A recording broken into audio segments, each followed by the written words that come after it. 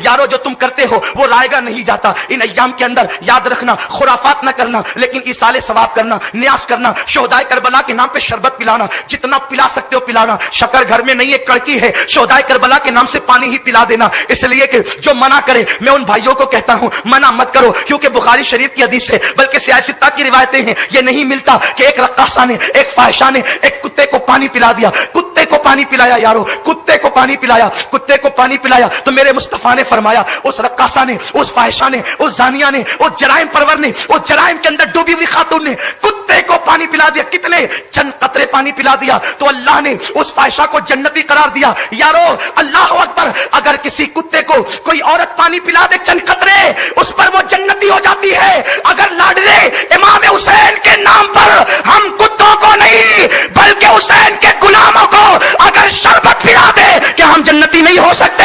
जन्नत में नहीं जा सकते?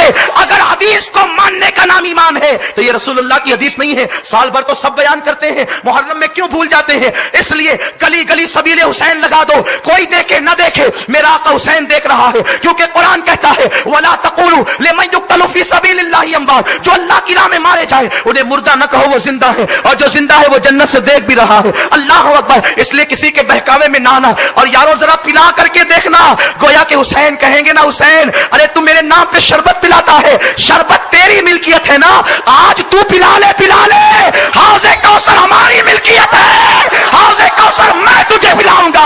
और फिर कितने पिएंगे, कितने पिएंगे? अल्लाह अकबर। हजरत मौलाना हामिद रजा कहते हैं, हाथों से यार, 4 यार के, हाथों से 4 यार के हमको मिलेंगे 4 जाम। हम अबू बकर वाले हैं, उमर वाले हैं, उस्मान वाले, अली वाले हैं, हसनैन वाले हैं। हाथों से 4 यार के हमको मिलेंगे 4 जाम, दस्ते हसन हुसैन से और मिलेंगे जाम 2। कैसा मुकद्दर है। और अली मुर्तजा के नाम पे जो सहाबा को गालियां देते हैं ना, वो भी सुन ले। मौला अली कहते हैं मैं हौज़े कौसर पर हूंगा। सिद्दीक ने देखकर मुस्कुराया, बात आई है तो अर्ज कर दूं ताकि उनकी भी, उनके बारे में पता चल जाए। अहले बैत के नारे पर जो है वो किसी के फंदे में ना आना, किसी के चक्कर में ना आना। याद रखे, जब तक सहाबा को नहीं मानोगे अहले बैत का दामन हाथ में नहीं आएगा, और जब तक अहले बैत पे कुर्बान न हो जाओगे सहाबा की मोहब्बत करना काम नहीं देगी। हम दोनों हाथ में दोनों दामन पकड़े, अल्लाह ने हाथ दो इसीलिए दिए, एक हाथ में अहले बैत, दूसरे हाथ में सहाबा। अल्लाह अकबर। तो हज़रत सिद्दीक ने देखकर अली को मुस्कुराया। अली मुर्तजा ने कहा, मेरे मौला अली ने कहा अबू बकर मुस्कुराते क्यों हो? सिद्दीक ने कहा भाई अली देखो, रसूलुल्लाह ने अकेले में कहा, अगर दिल में अदावत होती तो सिद्दीक ओपन क्यों करते?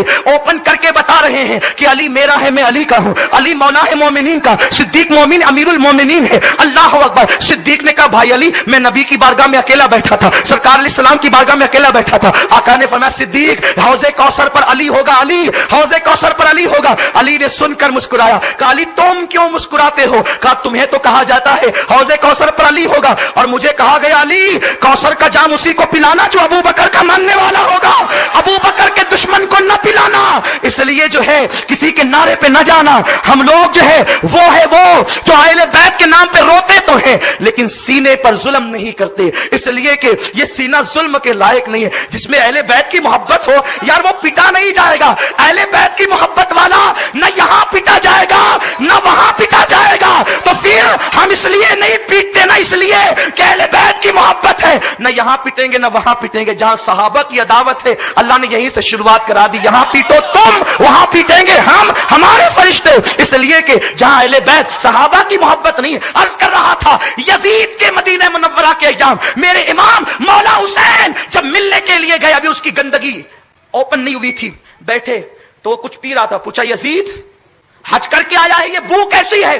तो कहा कि ये मुल्क शाम की जो है वो मखसूस खुशबू है, आप पियोगे? जाम दिया इमाम हुसैन के सामने।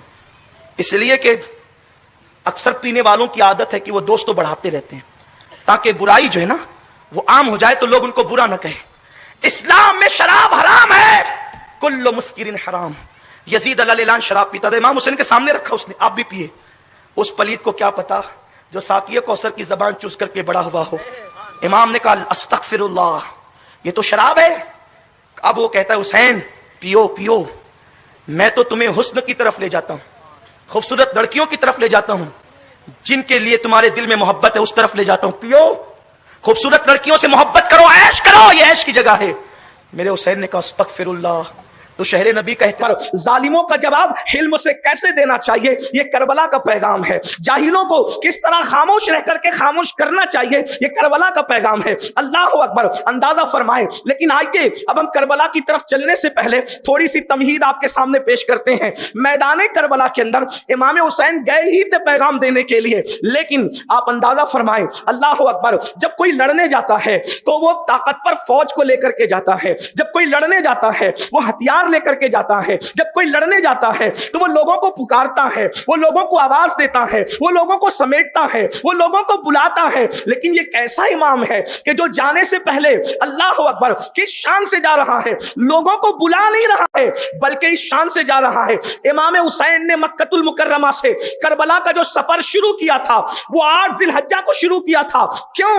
اللہ اکبر. اس لیے کہ اگر امام حج کے بعد سفر شروع کرتے، آپ کی توجہ چاہتا ہوں، اگر واقعی کربلا سننے کے لیے آئے ہو تو پھر کربلا سن کر کے جانا. اور کربلا ہے کیا؟ لوگ کہتے ہیں کہ امام کا کسی نے ساتھ نہیں دیا.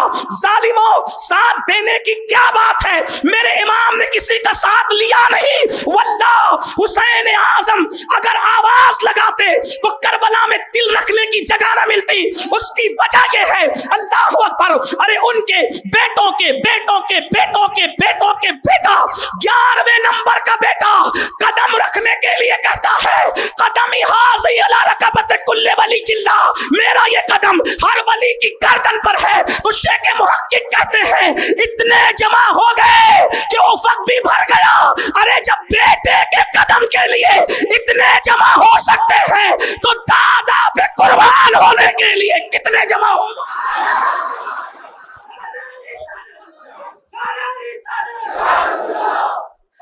ارے کربلا تو کربلا ہے. لوگ کہتے ہیں کربلا میں لوگ آئے نہیں. میں نے کہا حسین پاک نے بلایا نہیں، ورنہ لوگ اسی حال کو دیکھ لے. حسین پاک کے نام پر 1400 سال کے بعد بلاؤ تو حال بے حال ہو جاتا ہے. بیٹھنے کو جگہ نہیں رہتی لوگوں کو. جس کے نام پہ غلام بلائے تو بیٹھنے کو جگہ نہ رہے. اگر وہ امام بلاتا تو کتنے آتے. لیکن امام حسین کا انتخاب ہے 8 ذی الحجہ کو جا رہے ہیں تاکہ کوئی آ ہی نہ سکے، کیونکہ سب احرام میں ہوں گے. وہ مینا کو جا رہے ہوں گے، حسین پاک میدان کربلا کو جا رہے. امام 25 حج پیدل چل کے کیے، 26واں بھی تو کر لیتے ہیں. لیکن مقصد ہے کسی کو لے کر نہیں جائیں گے. کیوں؟ اس لیے کہ توجہ کرنا، اب کربلا کھل رہا ہے. کربلا ہے کیا؟ جب بھی کوئی باپ بڑا باپ دنیا سے جانے لگتا ہے تو اس کو اپنی اولاد کی فکر ہوتی. اگر وہ باپ استاد ہے تو وہ شاگردوں سے چاہتا ہے کہ میری اولاد کا خیال رکھنا، پھر اولاد اچھی ہو یا اچھی نہ ہو. ہر باپ کو اولاد کی فکر ہوتی ہے. استاد ہے تو شاگردوں کو کہے گا میرے بچے کا خیال رکھنا، پیر ہے تو مریدوں کو کہے گا میرے بچے کا خیال رکھنا. اسی طریقے سے اور قیاس کر لیں. رسول اللہ نے بھی تو جگہ جگہ کہا میری اہل بیت کا خیال رکھنا، میری اہل بیت کا خیال رکھنا، میری اہل بیت کا خیال رکھنا. حجۃ الوداع کے خطبے میں میری اہل بیت کا خیال رکھنا، غدیر خم میں میری اہل بیت کا خیال رکھنا، مسجد نبوی کے منبر پہ میری اہل بیت کا خیال رکھنا. جگہ جگہ کہا، جگہ جگہ کہا. یہاں تک کہا تم پر میری آل کی محبت لازم ہے، میرے بعد میری اولاد کی محبت کے معاملے میں میرے نائب بننا، میرے خلیفہ بننا. یعنی جیسے میں محبت کرتا ہوں تم بھی محبت کرنا. اللہ اکبر. ایک مقام پر فرمایا میں تمہیں اللہ سے ڈراتا ہوں اہل بیت کے بارے میں. ایک مقام پر فرمایا میرے بعد اللہ تمہیں آزمائے گا میری اہل بیت کے بارے میں. خوب کا اہل بیت اہل بیت اہل بیت اہل بیت اہل بیت. کوئی یہ چھوٹی سوچ کا آدمی سوچ سکتا تھا جیسے ہر باپ کو اولاد کی فکر ہوتی ہے تو معاذ اللہ رسول اللہ کو بھی اپنی اولاد کی فکر ہو گئی. حضور بھی اولاد کی محبت معاذ اللہ مسلط کرنے لگے. کوئی سوچنے والے کچھ بھی سوچ سکتے ہیں. تو امام عالی مقام کربلا جا کر میدان کربلا میں دکھانا چاہتے کہ ہم ہیں کون لوگ. یعنی زبردستی ہماری محبت مسلط نہیں کی گئی. ہمیں دیکھو، دنیا کو دکھایا میدان میں آ کر. یہاں جتنے بڑے بڑے علماء اور پیر لوگ بیٹھے ہوئے ہیں آپ ان کو دیکھتے ہیں، لیکن صبح دیکھتے تو شام نہیں دیکھ پاتے، شام دیکھتے تو صبح نہیں دیکھ پاتے. ان کو دیکھتے تو ان کے بچوں کو نہیں دیکھ پاتے، ان کے بچوں کو کوئی دیکھ لے تو ان کی بیوی کو نہیں دیکھ پاتے. لیکن اللہ کی شان، وہ شر میں خیر لاتا ہے چونکہ وہ بے نیاز ہے. وہ حضرت ایوب کو بیماری دے کے بتاتا ہے کہ میرا ایوب ہے کیا. وہ خلیل کو خواب میں بتا کر کے کہتا ہے کہ جب بچہ ذبح کر دے تاکہ پتا چلے کہ میں نے خلیل کیوں بنایا. حبیب کو پتھر مروا کر کے پھر دعائیں دلوا کر کے بتاتا ہے کہ اس کو حبیب کیوں بنایا. تو اہل البیت کو کربلا میں بلوایا. امام علی مقام طاقت لے کے نہیں جا رہے ہیں, فوج لے کے نہیں جا رہے ہیں, قوت لے کے نہیں جا رہے ہیں, ہتھیار لے کے نہیں جا رہے ہیں. کس کو لے کے جا رہے ہیں؟ شہزادوں کو, بھتیجوں کو, بھائیوں کو, بہنوں کو. کیوں لے کے جا رہے ہیں؟ فرمایا میدان میں رہیں گے, میدان میں رہیں گے تو دنیا کو پتا چل جائے گا, اپنوں کو بھی پتا چلے گا, بیگانوں کو بھی پتا چلے گا کہ ہماری محبت یوں ہی مسلط نہیں کی گئی, ہم ہیں اس قابل, ہم ہیں اس لائق, ہماری شان ہی ایسی تھی, اسی لیے رسول اللہ نے ہماری محبت کو تم پر فرض کیا ہے. اور اس کے بعد اللہ اکبر, کہیں سنا کہ 72 کو مارنے کے لیے 22,000 کا لشکر آتا ہے. گویا کہ ہمارا تو ایمان ہے خیر ہی و شر ہی من اللہ تعالی. دشمن کے دل میں کون ڈال رہا ہے کہ 22,000 بھیجو؟ کیوں؟ اس لیے کہ تو 22,000 بھیجے گا, یہ سب تو لڑنے کے لیے کام نہیں آئیں گے. 22,000 لوگوں کے ماتھے میں 44,000 آنکھیں ہوتی ہے. 3 دن تک کے کربلا میں 44,000 آنکھیں رات اور دن کو دیکھے گی کہ اہل بیت کا کردار کیا ہے. ارے کربلا کو کربلا والوں نے صرف 2 لوگوں نے بیان کیا, کربلا کو کربلا والوں نے صرف 2 لوگوں نے بیان کیا. ایک تو سیدہ زینب ہے, ایک تو امام زین العابدین ہے. لیکن جتنے واقعات ملتے ہیں وہ سب یزیدی لشکر بیان کر رہا ہے. اور جب دشمن کوئی گواہی دے تو دشمن کی گواہی زیادہ معتبر ہوا کرتی ہے. امام علی مقام کربلا میں بہنوں کو لا رہے ہیں, کربلا میں بیویوں کو لا رہے ہیں, کربلا میں بچوں کو لا رہے ہیں تاکہ دیکھ لو حسین کا کردار تو بے داغ ہے, حسین کے بچوں کا کردار کیسا ہے. اللہ اکبر. 18 سال کا علی اکبر تو بے داغ ہے, لیکن 6 مہینے کے علی اصغر کی مثال بھی کوئی لا کر کے پیش نہیں کر سکتا. دیکھ لو, کرو. کربلا میں دکھانے آئے تھے اپنے آپ کو اور کہا مرد تو مرد ہے. ہماری بیٹیوں کو بھی دیکھو, دیکھو اس اعتبار سے کہ ان کا کردار کیا ہے, کیا ہے. سیدہ زینب کو دیکھا گیا, شرم خیر ہے. سیدہ سکینہ کو دیکھا گیا, اب کیسے دکھایا, اب اس کو ذرا دیکھ. میدان کربلا میں آئے, اب آنے کے بعد تھوڑا پیغام کربلا پر توجہ.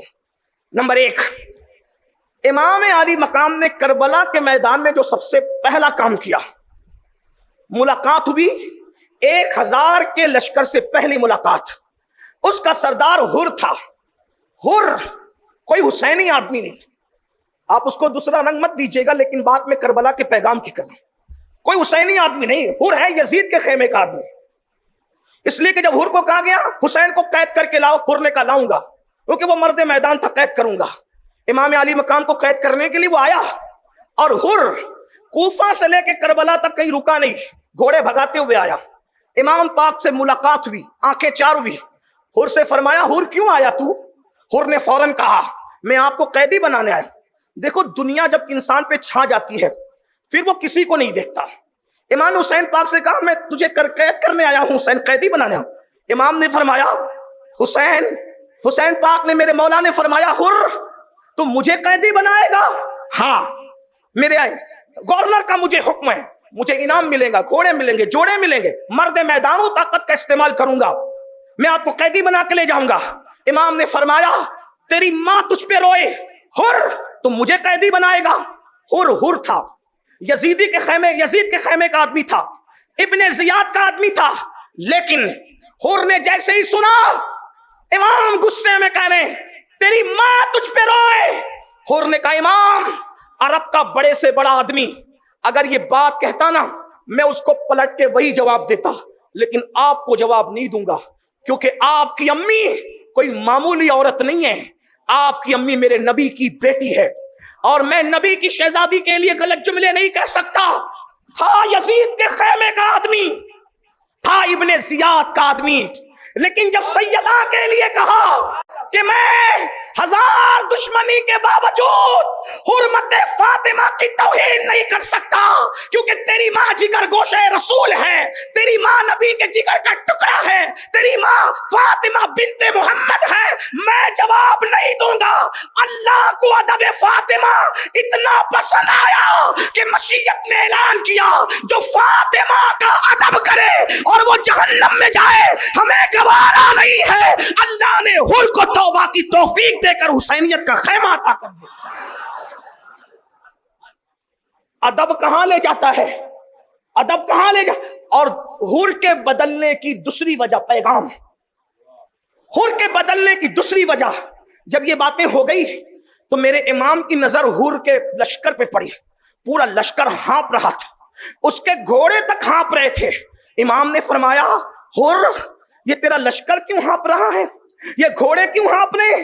تو حور نے کہا حسین کوفہ سے لے کر یہاں تک مجھے ابن زیاد نے رکنے سے منع کیا تھا, اور اپنے جاسوس چھوڑے کہ میں رکوں گا تو وہ مخبری کر دیں گے, تو وہاں سے یہاں تک بھاگتے بھگاتے آیا, رکا نہیں. یہ پیاس کی وجہ سے تڑپ رہے ہیں, پیاس کی وجہ سے ہانپ رہے ہیں. ساقی کوثر کے نواسے نے فرمایا حر قید بننے بنانے کی باتیں بعد میں ہوگی, ہمارے پاس مشکیزیں بھرے ہوئے ہیں, پہلے اپنے لشکر کو اور گھوڑوں کو پانی پلا لے, بعد میں دوسری باتیں ہوتی رہے گی. حر اس کردار سے اتنا متاثر ہوا کہ اللہ اکبر, امام علی مقام کا دل سے شیدا ہو گیا. اب آپ سے پوچھتا ہوں کربلا کو ہم کیا سمجھتے ہیں؟ 3 دن کی رسمی کربلا سیاہ دل اور سیاہ لباس والوں کا تو شیوا ہو سکتا ہے, لیکن کربلا حقیقت میں اللہ اکبر ان کے لیے ہے رنگ بھری داستان, ان کے لیے انقلاب کی داستان ہے, جو کربلا کو ریاست اور سیاست کے طور پہ بیان نہیں کرتے, جو کربلا کو بطور عبادت بیان کرتے ہیں. ان کے لیے کربلا میں پیغام کیا ہے؟ امام دشمن کو پانی دے رہے ہیں, بتاؤ اللہ اکبر ہمارے پڑوسیوں کے ساتھ ہمارا سلوک کیا ہے, ہمارے بھائیوں کے ساتھ ہمارا سلوک کیا ہے, ہمارے ماں باپ کے ساتھ ہمارا سلوک کیا ہے؟ بتاؤ حسینی کہلاتے ہو, ہاتھوں میں کڑے پہن کر حسینیت نہیں ملتی, گلوں میں زنجیریں ڈال کر کے حسینیت نہیں ملتی, رنگ برنگی کپڑے پہن کر حسینیت نہیں ملتی. حسینیت کردار کا نام ہے, حسینیت اخلاق کا نام ہے, حسینیت دین پر عمل کرنے کا نام ہے, حسینیت تقوی کا نام ہے, حسینیت پرہیزگاری کا نام ہے, حسینیت نام ہے اللہ کے رنگ کا, جس کے بارے میں قرآن کہتا ہے صبغت اللہ ومن احسن من اللہ صبغہ, اللہ کے رنگ میں رنگ جاؤ. اللہ کے رنگ سے بہتر کس کا رنگ ہو سکتا ہے؟ اللہ اکبر. دشمن کو پانی پلایا میرے مولا نے. اس کے بعد آپ دیکھیں اب کربلا کے اندر آئیے, میدان کربلا میں ایک باپ اور ایک بیٹے کا کردار کیا ہے, ایک باپ اور ایک بیٹے کا کردار کیا ہے. مولا علی اکبر, مولا زین العابدین, علامہ خواجہ جعفر العابدین صاحب کہہ رہے تھے 2 بیٹے لٹا دیے, تیسرا بچا لیا. میں نے کہا یہ بھی کربلا کا پیغام ہے. کہا وہ کیوں؟ میں نے کہا جو بیمار تھا وہ اپنے لیے رکھا, اور جو تندرست تھے وہ اللہ کے لیے لٹا دیا. یہ بھی پیغام کربلا ہے. اور قدرت نے میرے سرکار سید سجاد کو بیمار اسی لیے کر دیا ہوگا کہ امام حسین کے مزاج سے قدرت واقف ہے کہ اگر اس کو بھی صحت دوں گا تو یہ نسل کی پرواہ نہیں کرے گا, یا اس کو بھی قربان کر دے. بیماری بہانہ بن گئی سید سجاد کے وجود کے بچانے کی. آج ہم اللہ کے لیے کیا قربان کر رہے ہیں؟ باسی کھانا اللہ کے نام پہ دو, پھٹے ہوئے کپڑے اللہ کے نام پہ دو, ٹوٹی ہوئی چپلیں اللہ کے نام پہ دو, پھٹی ہوئی نوٹیں اللہ کے نام پہ دو, اور اچھا اچھا اپنے لیے رکھو. مولا حسین کربلا سے پیغام دے رہے اچھا اللہ کے لیے دے دو. ارے وہاں تو اچھے سبھی تھے, لیکن بیمار کی بات کر رہا ہوں. بیمار اپنے لیے رکھ لیا, بیمار اپنے لیے رکھ لیا, اور قربان کس کو کیا؟ سارے بیٹوں میں جو سب سے خوبصورت تو سبھی تھے نا, خوبصورت سبھی تھے, لیکن کوئی روایت یہ نہیں ملتی کہ امام زین العابدین ہم شبیہ رسول تھے. روایت یہ نہیں ملتی کہ علی اصغر ہم شبیہ رسول تھے. ہم شبیہ رسول کی روایت صرف شہزادہ مولا علی اکبر کے لیے ملتی ہے, امام نے جس کے سر پہ شہادت کا تاج رکھا ہے. ارے لوگو, شادی کا دولہا بناتے ہوئے تو ہر باپ تمہیں نظر آئے گا, جس نے شہادت کا دولہا بنایا ہے اسے تاجدار کربلا حسین ابن علی کہتے ہیں.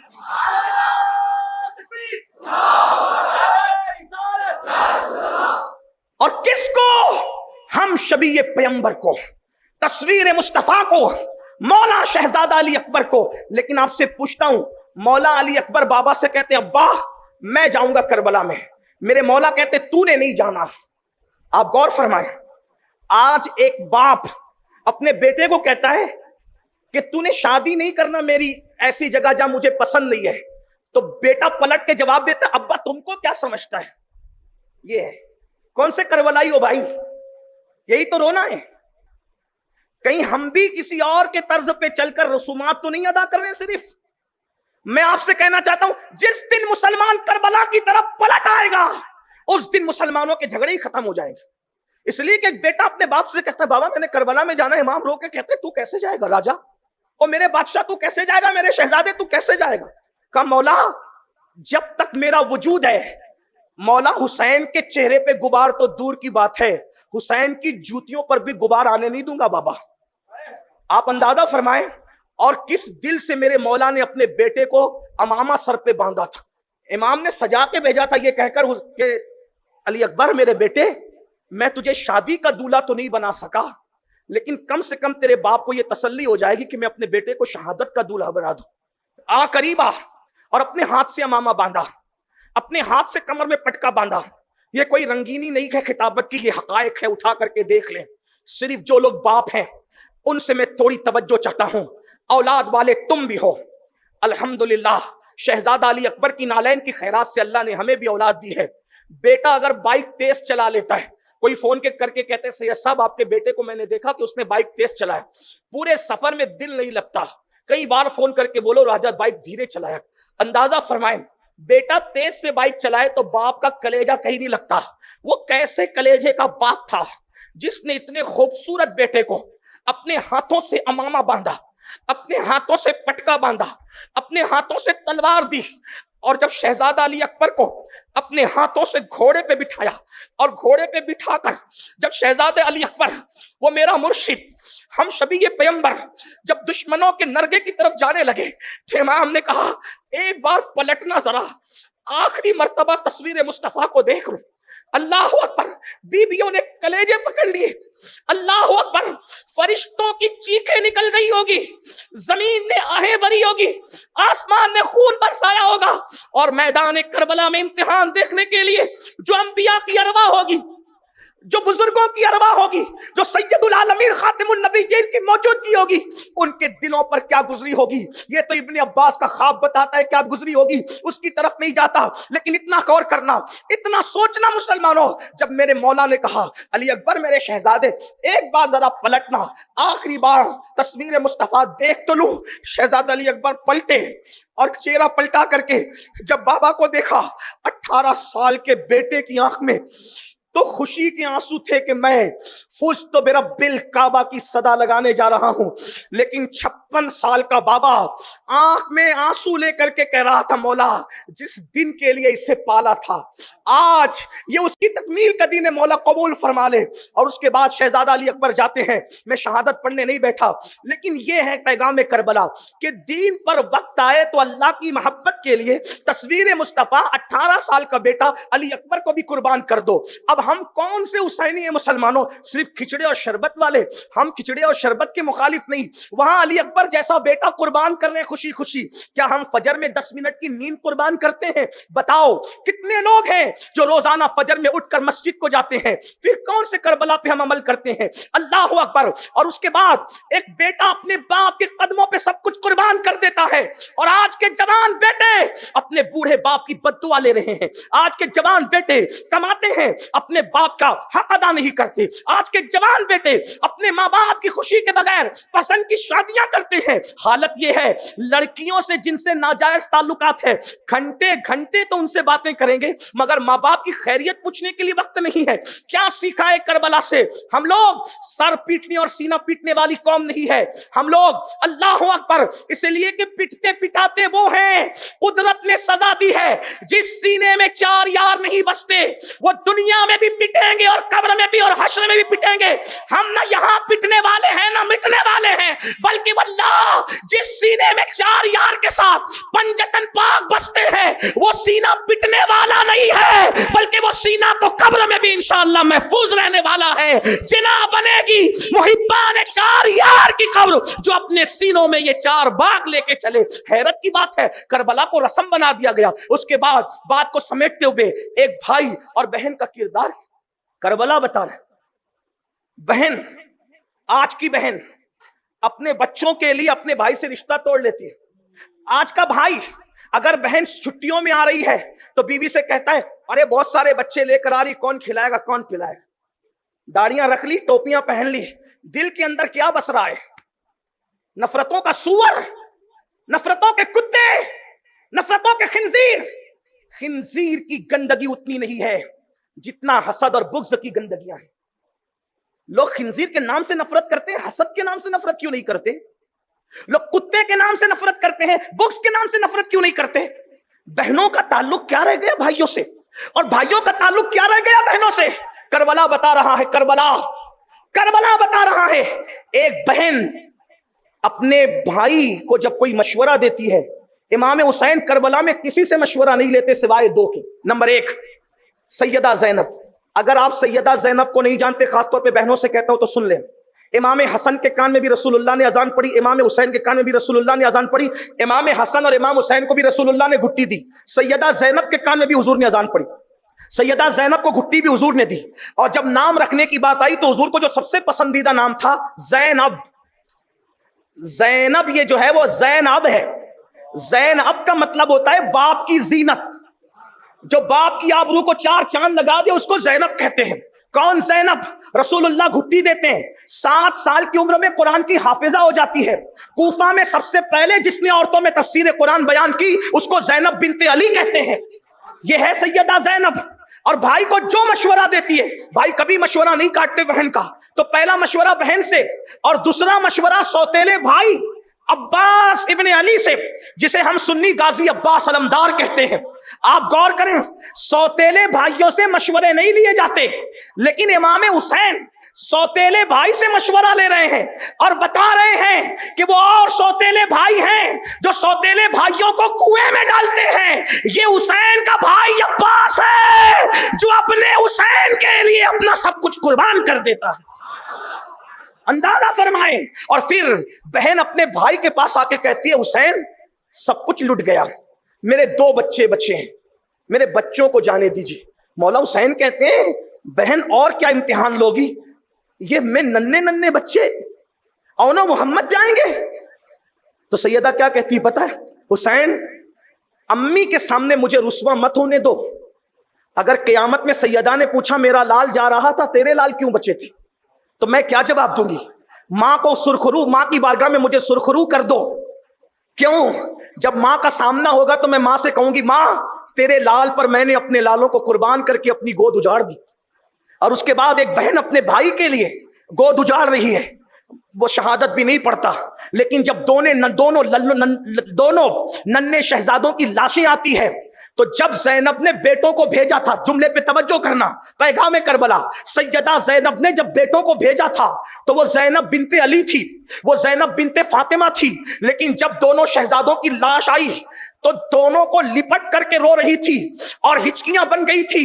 جب لاشوں کو دیکھا تو زینب صرف ماں تھی, ماں, اور ایک ماں اپنے بچوں کو لپٹ لپٹ کے رو رہی تھی اور دنیا کی بہنوں کو پیغام دے رہی تھی کہ بہن اور بھائی کے رشتے کی اہمیت کیا ہوتی ہے. اندازہ فرمائیں ہم نے کربلا سے سیکھا کیا ہے. آج گھر گھر میں آگ لگی ہے, گھر گھر میں طوفان بدتمیزی ہے, بھائی کی بہن سے نہیں بنتی, بہن کی بھائی سے نہیں بنتی. یہ میں دنیا داروں کی بات نہیں کر رہا ہوں, جہاں بہت زیادہ دینداریوں کا دعویٰ ہے وہاں بھی یہ ماحول ہم اپنی آنکھوں سے دیکھ رہے ہیں. سگے بھائی نے سگے بھائی پہ کیس کر دیا ہے, سگی بہن نے سگے بھائی پہ کیس کر دیا ہے, اور بھتیجے تو طوفان بدتمیزی بپا کرتے ہیں. لیکن کربلا میں ایک بھتیجا ایسا بھی ہے جو چچا کے پاس آتا ہے اور آ کے کہتا ہے چچا میں نے بھی میدان کربلا میں جانا ہے. امام کہتے ہیں بس کرو, کتنا مجھ سے امتحان لوگے, کیا بھائی کی نشانی بھی مٹا دوں؟ حضرت سیدنا شہزادہ امام قاسم نے کہا چچا مجھے جانے دو. چچا کہتے ہیں نہیں تم نہیں جاؤ گے. روتے ہوئے آئے اور پھوپھی زینب سے جو جملہ امام قاسم نے کہا وہ امام حسین کے کردار کی عکاسی کرتا ہے. میں کردار امام حسین بھی پڑھنا چاہتا ہوں لیکن پہلے اس کو سن لیں. سیدہ زینب سے کہا پھوپھی میری خبر لو. کس نے؟ امام قاسم. پھوپھی میری خبر لو. پھوپھی بڑی کیا ہوا؟ پھوپھی آج میں یتیم ہوں, آج یتیم ہوا. غور فرم امام قاسم کے جملے, پھوپھی امی میں آج یتیم ہو گیا. پھوپھی نے کہا کیسی بات کرتا ہے بیٹا, آج یتیم ہو گیا؟ حالانکہ امام حسن کی شہادت کو 10 سال سے زیادہ بیت چکے تھے, لیکن کربلا میں امام قاسم کہہ رہے پھوپھی امی آج تیرا قاسم یتیم ہو گیا. پھوپھی نے سینے سے لگا کہا آج یہ کیوں کہہ رہا ہے؟ کہا ماں, پھوپھی ماں, جس دن سے میرا بابا حسن دنیا سے گیا ہے میرے چچا حسین نے مجھے کبھی احساس بھی نہیں ہونے دیا کہ باپ کے جانے کا غم کیا ہوتا ہے. میں نے جو کہا جملے پورے ہونے سے پہلے میری ہر ہٹ پوری کی. آج میرا چچا مجھے نہیں کہہ رہا ہے. کیا نہیں کہا؟ میں نے شہادت مانگی, چچا نے نہیں کہہ دیا. آج چچا نے نہیں کہا تو میں سمجھ گیا کہ آج تیرا قاسم یتیم ہو گیا. اور اس غم میں روتے روتے جب ہاتھ بازوؤں پر پہنچا تو مشہور روایت کے مطابق بازو پر ایک تعویذ تھا. کچھ محققین اس کے بارے میں بات کرتے ہیں, لیکن میں اپنے قدیم علماء پہ اعتماد کرتے ہوئے گفتگو کر رہا ہوں. اللہ اکبر. بازو پر ہاتھ پہنچا. امام قاسم کو 28 صفر کی وہ تاریخ یاد آ گئی جب اللہ امام حسن شہید ہو رہے تھے. اور حسن مجتبی کی شہادت کیا تھی؟ اللہ اکبر. ہیرا پیس کر حسن مجتبی کو پلا دیا گیا تھا. امام حسن 40 دن تک الٹیاں کرتے رہے اور دست کرتے رہے تو الٹیوں کے اندر آنت کٹ کٹ کے گرا کرتی تھی. اور اسی طرح اللہ اکبر, اسی طرح پاخانے کے ذریعے سے بھی امام حسن کی آنتیں کٹ کٹ کے گرا کرتی تھی. اس کٹتی ہوئی آنتوں میں چہرے کو ہلا کر دیا. امام حسن نے کہا تھا بھیا حسین دیکھو تو میرا چہرہ کیسا ہے. تو کہا آپ کا چہرہ تو قحط کی تکلیفوں سے, زہر کی تکلیفوں سے ہرا ہو گیا. تو حضرت امام حسن پاک نے کہا تھا نانا کی حدیث یاد کرو, سرخ اور سبز کی بات نانا نے کی تھی نہیں کی تھی. یہ وہی سبزی ہے جس کی طرف نانا نے اشارہ کیا تھا, اور سرخی کے لیے آپ تیار رہیں. اللہ اکبر. اس کشمکش میں جب امام حسن مجتبی سید الصابرین اپنے زمانے کا رحمت للعالمین کے گود کا پالا جب دنیا سے جانے لگا تو کاغذ قلم منگا کر کے ایک کچھ لکھا, اور لکھنے کے بعد کہا قاسم یہ جب تجھ پر بہت مصیبت کا وقت آئے تو یہ بازو پہ تعویذ باندھ لینا, اس وقت پڑھ لینا. اللہ اکبر. امام قاسم نے باندھ لیا. ان سالوں میں امام حسین نے اتنی خوشیاں دی بھتیجے کو, اتنا پیار دیا بھتیجے کو کہ یتیمی کا احساس نہیں ہونے دیا. غم کسے کہتے ہیں امام قاسم کو پتا نہ تھا, لیکن جب چچا نے کہا تم نہیں جاؤ گے میدان میں تو اس وقت یتیمی کے احساس نے بازو کے بندے ہوئے تعویذ کو کھولنے پہ مجبور کیا. کھول کر کے تعویذ پڑھا تو لکھا تھا میرے نور عین, میری آنکھوں کا چین, میری آنکھوں کی ٹھنڈک, قاسم بن حسن میں جانتا ہوں آج تم میدان کربلا میں ہوں گے. یہ میری وصیت ہے, میرے بھائی پر اپنی جان کو قربان کر کے نانا کی بارگاہ میں مجھے سرخ روح کر دینا. جب یہ تحریر پڑھی تو پھر پھوپھی سے کہا پھوپھی امی جب میرا بابا مجھے شہادت کی سند دے گیا اب مجھے کون روکے گا. اس کے بعد گئے چچا اب بھی آپ روکیں گے مجھے, اب بھی آپ روکیں گے, یہ میرا بابا مجھے شہادت کی سند دے گیا.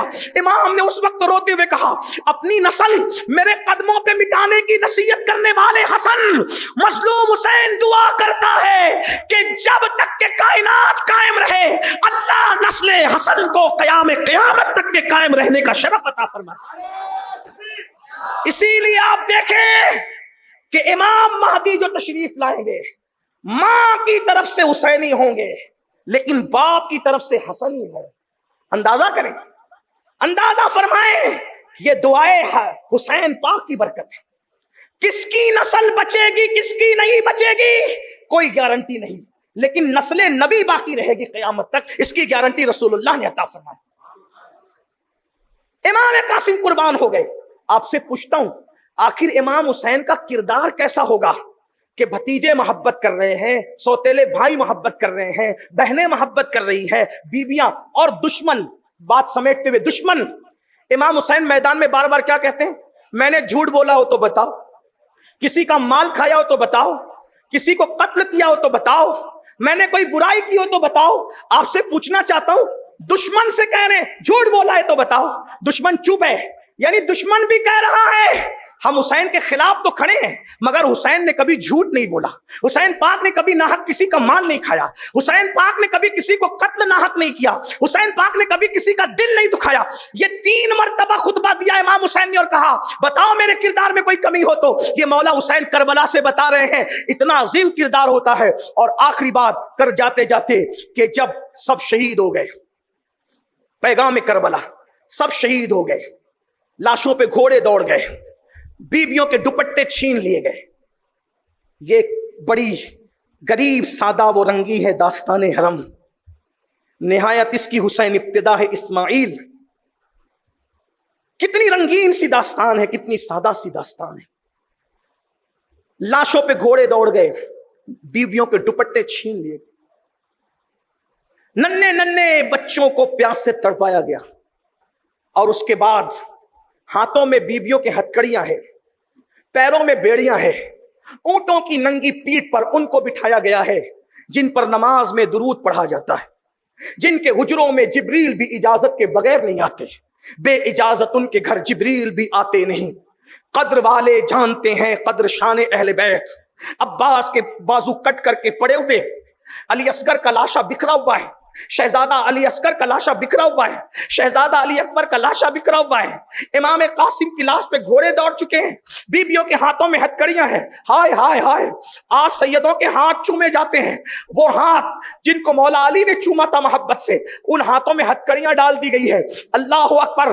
اونٹوں کی ننگی پیٹھ پر شہزادیوں کو, سیدانیوں کو بٹھایا گیا ہے, اور کس طرح بڑی خواتین کے ساتھ چھوٹی بچیوں کو باندھ دیا گیا ہے تاکہ جب اور بڑے لوگ اٹھیں تو بچیاں تنگ ہو جائیں, اور بچیاں جب اللہ اکبر اپنی اصل حالت پر رہے تو بڑوں کو جھکنا پڑے.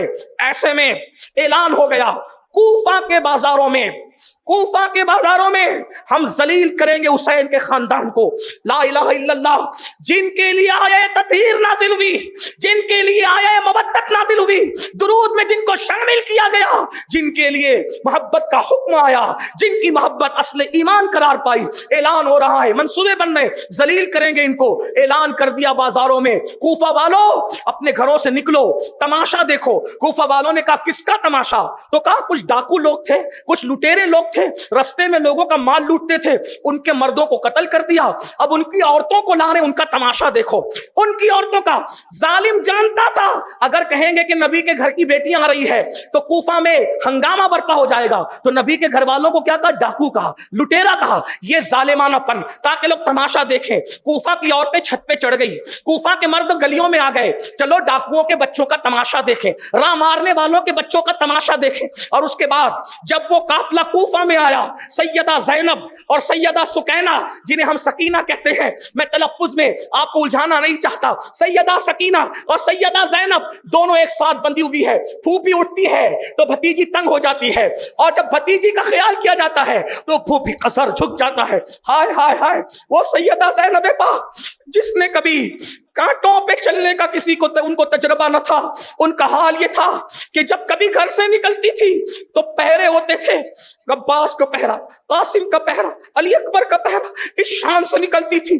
ان کے دوپٹوں کو کبھی مردوں نے بھی نہیں دیکھا تھا, لیکن آج اس انداز سے کہ نہ سروں پہ دوپٹے ہیں, پھٹے پرانے کپڑے غلاموں کے پہنا دیے گئے, پھپھی بھتیجی ایک ساتھ ایک سواری پر باندھ دیے گئے, عورتوں کا قافلہ ہے, کٹے ہوئے سر ہے. ایسے میں کوفہ کی عورتیں چونکہ مولائے کائنات کے خطبات سن چکی تھی, کوفہ کی عورتیں سیدہ زینب کے فرمان سن چکی تھی, تو ان کے سامنے یہ بات تھی کہ یہ یتیموں کو, قیدیوں کو, بیواؤں کو صدقہ دو تو اس سے بلائیں ٹلتی ہے. تو کوفہ کی عورتیں لٹیروں کا قافلہ سمجھ کر ان جھوٹوں کی بات پر یقین کر کے روٹیاں پھینک رہی تھی, صدقہ صدقہ صدقہ. جب روٹی کے چند ٹکڑے سیدہ سکینہ کی سواری پر آئے اور سکینہ کے دامن میں سما گئے, توجہ چاہتا ہوں, پیغام کربلا, پیغام کربلا, بہنوں کی بھی توجہ چاہتا ہوں. اینڈ کرتے ہوئے وقت میں اتنی گنجائش نہیں کہ تفصیل بیان کی جائے, لیکن اختصار, اللہ کرے بات سمجھ میں آئے. سیدہ سکینہ کے دامن میں وہ چند ٹکڑے روٹی کے آئے. کتنے دن ہو گئے تھے بھوک کو؟ 3 دن کربلا میں, چوتھا دن 11 محرم کا, 11 محرم کو نکلے, کم سے کم 3 دن اور لے لیں کوفہ تک, کم سے کم کتنے ہو گئے؟ کم سے کم 7 دن. اور حالانکہ 7 دن نہیں ہوئے, بلکہ وہ لوگ گلی کوچے گھما گھما کر لے گئے, اور اس پورے رستے میں کچھ نہیں کھلایا پلایا. 7 سال کی ننھی شہزادی کی بھوک کتنی ہوگی؟ چلو 7 ہی دن پکڑ لو, کتنی بھوک ہوگی؟ 14 گھنٹے کا روزہ رکھتے ہو, جب مؤذن مغرب میں اللہ اکبر پکارتا ہے تو بیٹوں کا نہ خیال ہوتا ہے نہ باپ کا, ایسا ہی ہے. لیکن 7 سال کی سکینہ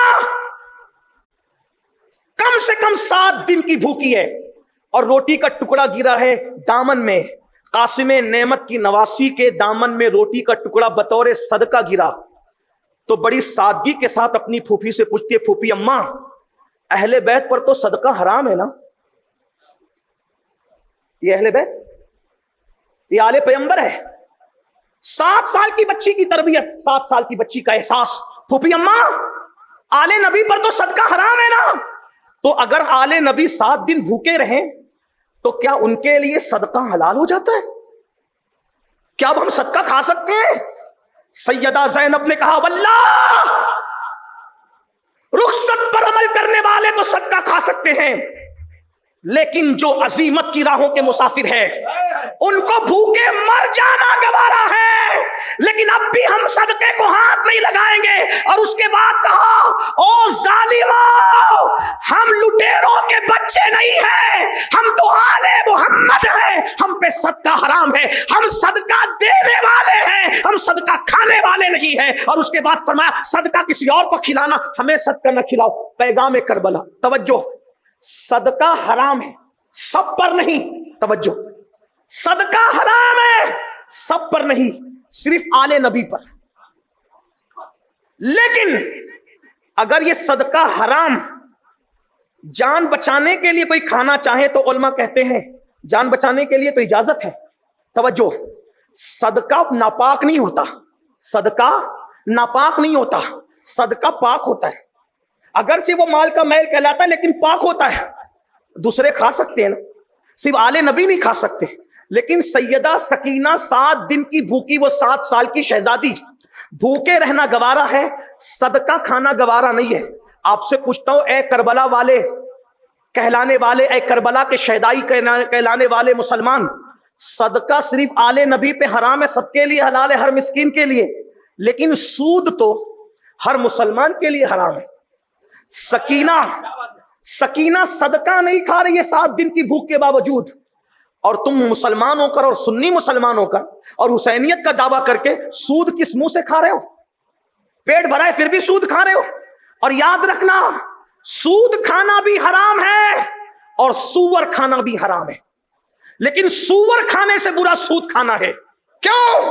اس لیے کہ سور کھانا حرام تو ہے، مگر سور کھانے والے کے لیے اللہ نے قرآن میں جنگ کا اعلان نہیں کیا، مگر سود کھانے والے کے لیے اللہ نے اعلان جنگ فرمایا ہے۔ اب آپ سے پوچھنا چاہتا ہوں، اگر تم واقعی کربلائی ہو تو سکینہ پاک نے صدقہ مسترد کر دیا کہ ہم پہ جب نانا نے حرام کر دیا مر جائیں گے، لیکن حرام کی طرف نہیں بڑھیں گے تاکہ راہ عظیمت کے مسافر بن جائیں، اور آپ لوگ سود کے دھندے کر رہے ہیں۔ اللہ اکبر، طرفہ تماشا تو یہ ہے، بلکہ لوگ کہتے ہیں مولانا سود کا دھندا اس لیے کر رہے ہیں تاکہ بیواؤں کو پالے، یتیموں کو پالے، غریبوں کی مدد کرے، غریبوں کو پڑھائے۔ میں نے کہا اللہ کے بندے، سود کے پیسے سے نیک کام کرنا ایسا ہی ہے جیسے ناپاک کپڑے کو پیشاب سے دھونا، کہ ناپاک کپڑا پیشاب سے دھو تو کیا ناپاک کپڑا پاک ہو سکتا ہے؟ کہا نہیں، ہرگز نہیں پاک ہو سکتا۔ تو پھر یہ سود کے دھندوں سے پڑھانا کس نے کہا؟ بیواؤں کی پرورش کس نے کہا؟ یاد رکھنا بیوہ کی پرورش ہم پہ فرض نہیں ہے، کسی غریب کی مدد کرنا ہم پہ فرض نہیں ہے، پسندیدہ کام ہے، نفل کام ہے، ثواب کا کام ہے، مستحب کام ہے،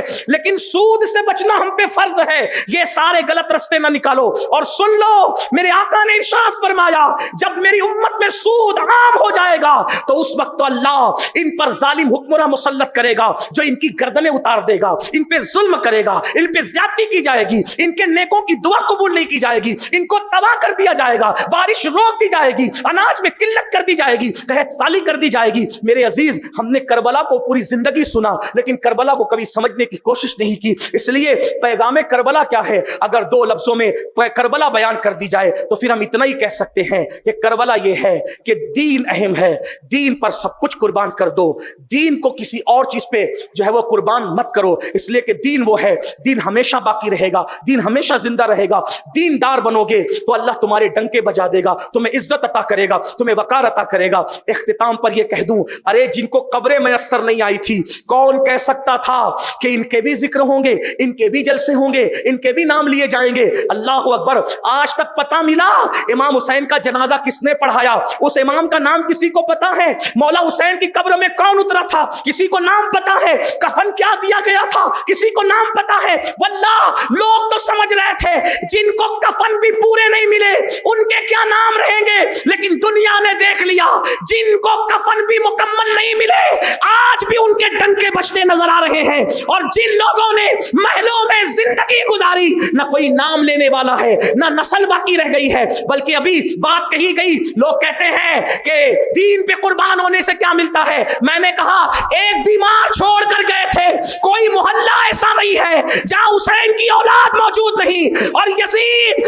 آٹا چھوڑ کر کے مرا تھا، کوئی پاگل ہوا، کوئی مر گیا، کوئی ختم ہو گیا، اور نسل یزید بھی ختم ہو گئی، اور ہمیں پیغام مل رہا ہے دین مٹاؤ گے خود کتوں کو چوم رہے ہو، کتے پال رہے ہو، ماں باپ گھر سے باہر، کتے اندر، وہ کتے جن کو بلا عذر شریف پالو گے تو تمہارے گھر میں کبھی رحمت کے فرشتے نہیں آئیں گے۔ کہاں وہ ماں باپ کی دعا جو تمہیں ولی بنا سکتی ہے، قطب بنا سکتی ہے، ابدال بنا سکتی ہے، ان کو نکالا گھر سے، بہن کے گھر پہنچایا، بھائی کے کہاں پہنچایا، اور کتوں کو گھر میں لا رہے ہو۔ صبح اٹھتے ہو تو جھوٹے منہ پہلے کتے کو لے کے نکلتے، کتے کے لیے کھانے کے لیے مال تک جا رہے ہو، کبھی ماں باپ کے لیے بھی اہتمام۔ یہ قیامت کی نشانی ہے، یہ قیامت کی نشانی۔ کتے گھروں میں صوفوں پر بیٹھے ہیں، اور ماں باپ مسجدوں کے زینے پہ، مندروں کے زینے پہ، سگنلوں پر بھیک مانگ رہے ہیں۔ یہ آج ہمارا حال ہے۔ تباہ نہیں ہوں گے، برباد نہیں ہوں گے، رسوا نہیں ہوں گے۔ اللہ اکبر۔ ماں دوپٹے سے آنسو پوچھ کے رو رہی تھی، لیکن ایک بات یاد رکھنا، آگے بڑھنے سے پہلے میرے نبی نے فرمایا کما تدین تدان، تم جیسا کرو گے تمہارے ساتھ ویسے ہی کیا جائے گا۔ اپنے ماں باپ کو خون کے آنسو رلانے والوں، کسی لڑکی سے پیار ہوتا ہے اور ماں باپ کو دھوکہ دے دیتے ہو۔ ماں باپ کہتے ہیں بیٹا وہاں ہم نے رشتہ نہیں کرنا، تو کیا کہتے ہو؟ ارے تم لوگ کا دور چلا گیا، تمہیں کیا سمجھتا ہے؟ یہی کہتے ہو۔ یاد رکھنا، ماں باپ کو ناراض کر کے حج کو جاؤ گے تو خدا نہیں ملے گا، ماں باپ کو ناراض کر کے رشتے کرو گے تو کون سی خوشی مل جائے گی؟ ماؤں کو تڑپانے والوں، جو کونین کا والی ہے، وجہ تخلیق کائنات ہے، جب ان کو ماں یاد آتی ہے آپ کو بھی یاد آئے گی۔ بہت معافی کے ساتھ دو جملے سن لے، بات آگے بڑھنے سے پہلے۔ ہم لوگوں کے ہاتھ پاؤں چومنے والوں، ہمارے ہاتھ پاؤں چومنے سے تمہیں جنت نہیں ملے گی۔ ہماری دعوتوں میں گرم گرم کھانوں کا اہتمام کرنے والوں، کچھ نہیں ملے گا اگر تم نے ماں باپ کو ترسایا ہے تو۔ جاؤ اپنے ماں باپ کے ہاتھ چومو، اور پہلے ان کے ہاتھ چومو پھر ادھر آؤ، اور اگر وہاں ہاتھ نہیں چومتے تو یہاں ہاتھ پیر چومنے سے کچھ نہیں۔ تمہاری جنتیں تمہارے گھروں میں پڑی ہوئی ہے، تم انہیں چھوڑ کر کے ادھر ادھر بھٹک رہے ہو۔ علماء سے کہتے ہو سلیم میاں دعا کریں، ہاشم صاحب دعا کریں، امین القادری دعا کریں۔ یاد رکھنا ہماری دعائیں، کتنا بھی نیک پرہیزگار متقی ہو، ہماری دعائیں قبول بھی ہے، رد بھی ہے، لیکن جاؤ سند یافتہ سرٹیفائی دعا جو حضور نے بتائی ہے، فرمایا ماں باپ جب دعا کرتے ہیں ان کی دعا کبھی رد نہیں ہوتی۔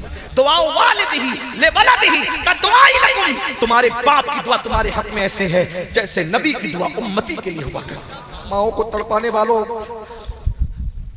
جو کونین کا والی ہے، وجہ تخلیق کائنات ہے، جب ان کو ماں یاد آتی ہے آپ کو بھی یاد آئے گی۔ بہت معافی کے ساتھ دو جملے سن لے، بات آگے بڑھنے سے پہلے۔ ہم لوگوں کے ہاتھ پاؤں چومنے والوں، ہمارے ہاتھ پاؤں چومنے سے تمہیں جنت نہیں ملے گی۔ ہماری دعوتوں میں گرم گرم کھانوں کا اہتمام کرنے والوں، کچھ نہیں ملے گا اگر تم نے ماں باپ کو ترسایا ہے تو۔ جاؤ اپنے ماں باپ کے ہاتھ چومو، اور پہلے ان کے ہاتھ چومو پھر ادھر آؤ، اور اگر وہاں ہاتھ نہیں چومتے تو یہاں ہاتھ پیر چومنے سے کچھ نہیں۔ تمہاری جنتیں تمہارے گھروں میں پڑی ہوئی ہے، تم انہیں چھوڑ کر کے ادھر ادھر بھٹک رہے ہو۔ علماء سے کہتے ہو سلیم میاں دعا کریں، ہاشم صاحب دعا کریں، امین القادری دعا کریں۔ یاد رکھنا ہماری دعائیں، کتنا بھی نیک پرہیزگار متقی ہو، ہماری دعائیں قبول بھی ہے، رد بھی ہے، لیکن جاؤ سند یافتہ سرٹیفائی دعا جو حضور نے بتائی ہے، فرمایا ماں باپ جب دعا کرتے ہیں ان کی دعا کبھی رد نہیں ہوتی۔ دعا والدہ لولدہ کدعاء لکم، تمہارے باپ کی دعا تمہارے حق میں ایسے ہے جیسے نبی کی دعا امتی کے لیے ہوا کرتی۔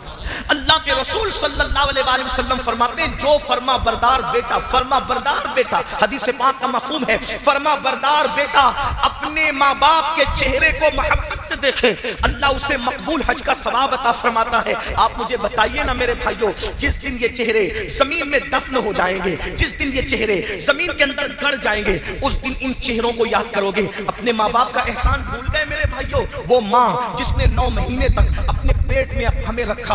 अरे जाओ मर्द हो मर्द, अपनी ताकत पर घमंड और गुरूर है, किसी उस बंदे से जाकर सवाल करो जिसके किडनी के अंदर, जिसकी किडनी में पथरी हो गई है, चंद mm की पथरी अगर मर्द के गुर्दे में हो जाए तो मर्द उसके दर्द से जमीन पर हमने तड़पते देखा है। गौर तो करें, जो चंद mm की पथरी अपने महफूज गुर्दे के अंदर संभाल नहीं सकता, उस माँ को सलाम करो जिसने 3 किलो का वजन 9 महीने तक अपनी माँ ने, उस माँ ने अपने पेट में रखा। अल्लाह अकबर। और तुम्हें पता है जवानी की दहलीज पर पहुंचने के बाद माँ को छोड़ने वालों, बाप को छोड़ने वालों, तुम्हें पता है अल्लाह अकबर, जब माँ एक बच्चे को जन्म देती है तो वो हर लम्हा कभी मौत से करीब होती है, कभी जिंदगी से करीब होती है। जन्म देने वाली माँ मौत और जिंदगी के मझदार में जो है एक दूसरे के किनारों से टकराते रहती है। जिस माँ ने पैदाइश के वक्त इतने झटके बर्दाश्त किए, अल्लाह अकबर। मेरे इमाम अहले सुन्नत ने बड़ी खूबसूरत बात लिखी है कि बच्चे की पैदाइश औरत को जो होती है, अगर मर्द को उस मकाम से चूहा भी निकल जाए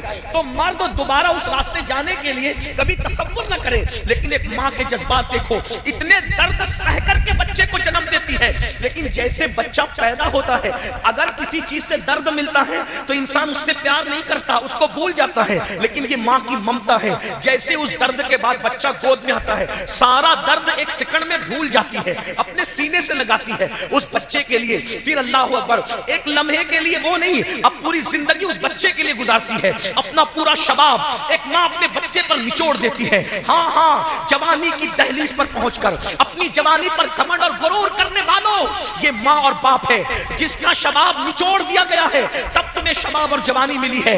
ये माँ बाप है। हाँ हाँ, हम लोग जब पेशाब करते थे, पेशाब और बिस्तर गीला हो जाता था, यही माँ बाप थे जो गीले बिस्तर पे खुद सोते थे और हमें सूखे पे सुलाते थे। हाँ हाँ, रात के 2-2, 3-3 बजे अगर हम रोते हुए उठते थे, माँ मारती नहीं थी बल्कि सीने से चिमटाती थी, दूध पिलाती थी, दूध पीकर भी रोते थे, रात रात भर लेकर के बैठती थी। मेरे कौम के जवानों, ये एहसान भूल गए। एहतराम इंसानियत का तो रोना ही क्या है, जो माँ का एहतराम न करे, जो बाप का एहतराम न करे। जरा गौर कीजिए मेरे भाइयों, और याद रखना, अच्छी तरह याद रखना मेरी कौम के जवानों, आप तहज्जुद गुजार भी बन जाओ तो भी आपकी इबादत पे कबूल नहीं है जब तक माँ बाप को राजी न कर लो। बल्कि हदीस पाक है, अगर कोई शहीद हो जाए, शहीद और माँ बाप नाराज हो या दोनों में से एक नाराज हो, शहीद होकर भी उसको जन्नत नहीं मिल सकती, जन्नत उसका ठिकाना नहीं हो सकता। अल्लाह अकबर। मैं अपनी गुफ्तगू को एंड करने लगा हूँ। ये उन्वान इतना जज्बाती है कि मैं खुद को काबू में नहीं रख पाता जब ये उन्वान आता है, इसलिए कि मुझे ऐसा लगता है कि मेरे पास जो भी नेमतें हैं वो मेरी माँ की दुआ की बरकत है। और मैं लोगों को कहता हूँ, अगर किसी औरत से मुरीद होना जायज होता तो फिर मैं अपनी माँ का मुरीद होता। अल्लाह अकबर। ये बात मैं आपसे कहना चाहता हूँ, लेकिन ऐसा नहीं है, औरतों से मुरीद नहीं हो सकते। अगर औरत से मुरीद होना जायज होता तो मैं अपनी माँ का मुरीद होता, इसलिए कि हमने जो सुना, देखा, पढ़ा, हमें पता चला कि माँ की खिदमत से जो मिला है वो किसी की खिदमत से नहीं मिला है। माँ की खिदमत से जो मिला है वो किसी की खिदमत से नहीं मिला है। और आज बीवियों की वजह से इधर घूंघट उठता है, उधर बेटा माँ बाप का बागी हो जाता है। आइए मैं चंद बातें अर्ज करके अपनी बात को एंड की तरफ पहुंचाऊं। उन्वान जो आ गया उसको पूरा कर लेते हैं। अल्लाह अकबर। माँ बच्चा कितना भी बेवफाई करे, कितना ही इतनी बेवफाई करे, माँ अपने बच्चे से प्यार नहीं छोड़ती। बल्कि बुजुर्गों ने कहा कि अगर माँ मर भी जाए तो माँ के मुर्दा दिल में भी बच्चों के लिए जज्बात जिंदा रहते हैं। जुमले पे गौर करना, माँ के मुर्दा दिल में बच्चों के लिए जज्बात जिंदा रहते हैं, माँ उसको कहते हैं। माँ को समझा ही नहीं। कोई भी इंसान ऐसा नहीं है कि जिसकी जिंदगी का आप कुछ भी बयान कर सकते हो। दुनिया का कोई इंसान ऐसा नहीं है कि उसकी जिंदगी का आप कुछ भी बयान कर दो, कभी भी बयान कर दो, कैसे भी बयान कर दो। लेकिन एक हस्ती ऐसी है जिसकी रात बयान करना चाहें तो आप उनकी रातें भी बयान कर सकते हैं, जिनके दिन बयान करना चाहें तो आप उनके दिन भी बयान कर सकते हैं। हद तो यह है कि अगर जिसकी विलादत बयान करना चाहें तो आप उसकी विलादत भी बेधड़क बयान कर सकते हैं। हत्ता के माँ के शिकम में रहना बयान करना चाहें तो आप उसको भी बयान कर सकते हैं। हत्ता के बाप की पेशानी में रहना चाहें, बयान करना चाहें तो आप उसको भी बयान कर کر سکتے ہیں وہ ایک ذات ہے اور صرف ایک ذات ہے جسے انسان کامل کہتے ہیں۔ اللہ اکبر۔ میں صرف اشارہ پر اشارے دے کر اپنے عنوان کی طرف آنا چاہتا ہوں۔ میں حیا کے پردے میں ایک بات عرض کرنا چاہتا ہوں، دنیا کے کسی انسان کا میلاد نہیں پڑھا جا سکتا، پڑھا نہیں جا سکتا۔ دیکھو لوگ دنیا میں جینتیاں مناتے ہیں، پیدائش کا دن مناتے ہیں، لیکن پڑھتے نہیں ہیں کہ پیدا کیسے ہوئے تھے۔ یاد رکھنا برتھ ڈے سب کا منایا جاتا ہے، لیکن کسی کا برتھ پڑھا نہیں جاتا ہے اور پڑھا بھی نہیں جا سکتا ہے، اس لیے کہ اگر پڑھو تو انسان کے خیالات منتشر ہو جائیں گے، اگر پڑھو تو انسان کے افکار اور نظریات پر جو ہے ایک تسلسل نہیں بلکہ تزلزل قائم ہو جائے گا۔ لیکن ایک ہستی ہے جسے مصطفیٰ جان رحمت کہتے ہیں، وہ ہمارا نبی ہے اور صرف ہمارا نبی ہے۔ ہم جس کی ولادت پڑھتے ہیں، ولادت اتنی بے مثال ہے کہ ان کی امی جان کہتی ہے جب پیدا ہوئے تھے تو ہر نجاست سے پاک پیدا ہوئے تھے، جب پیدا ہوئے تھے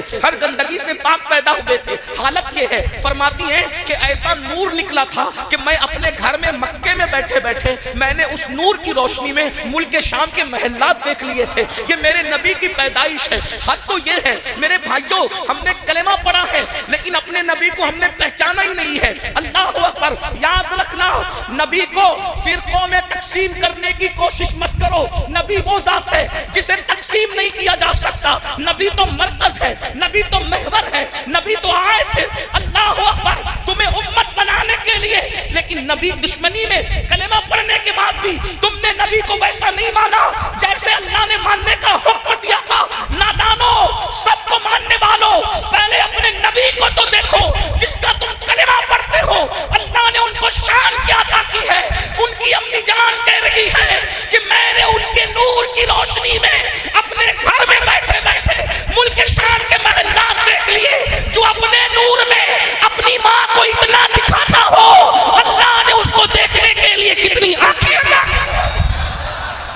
اندازہ فرمائے جب ماں کے شکم میں تھے، اماں سرکار آمنہ کہتی ہے میں اپنے پیٹ سے اللہ کی ذکر کی آواز سنا کرتی تھی۔ اللہ اللہ، اندازہ فرمائے۔ اسی لیے حضرت آمنہ فرماتی ہے پیدا ہوئے تو دونوں گھٹنے زمین پہ رکھے تھے اور اس کے بعد انگلی آسمان کی طرف تھی اور کلمہ پڑھ رہے تھے، اللہ کی توحید بیان کر رہے تھے اور ایک ہاتھ زمین پر تھا۔ اللہ اکبر۔ خدا کی توحید بیان کرنے کے بعد پیشانی کو زمین پہ رکھ کے کہا رب حبلی امتی، رب حبلی امتی۔ یہ نبی کی ولادت کا ذکر ہے۔ زمانے میں آئے بہت آنے والے، کوئی تجھ آیا نہ او آنے والے، سراجم منیرا لقب پانے والے، چمک تجھ سے پاتے ہیں سب پانے والے، میرا دل بھی چمکا دے چمکانے والے۔ اللہ اکبر۔ اپنے نبی کتنے عظیم ہیں، اپنے نبی کتنے حسن والے ہیں، اپنے نبی کتنے جمیل ہیں، اپنے نبی کتنے بے مثال ہیں۔ کیسی ہستی ہے نبی کی، کیسی شان ہے نبی کی، جن کی صبح بے مثال ہے، جن کی شامیں بے مثال ہے۔ اللہ اکبر۔ سیرت کا جو گوشہ پڑھو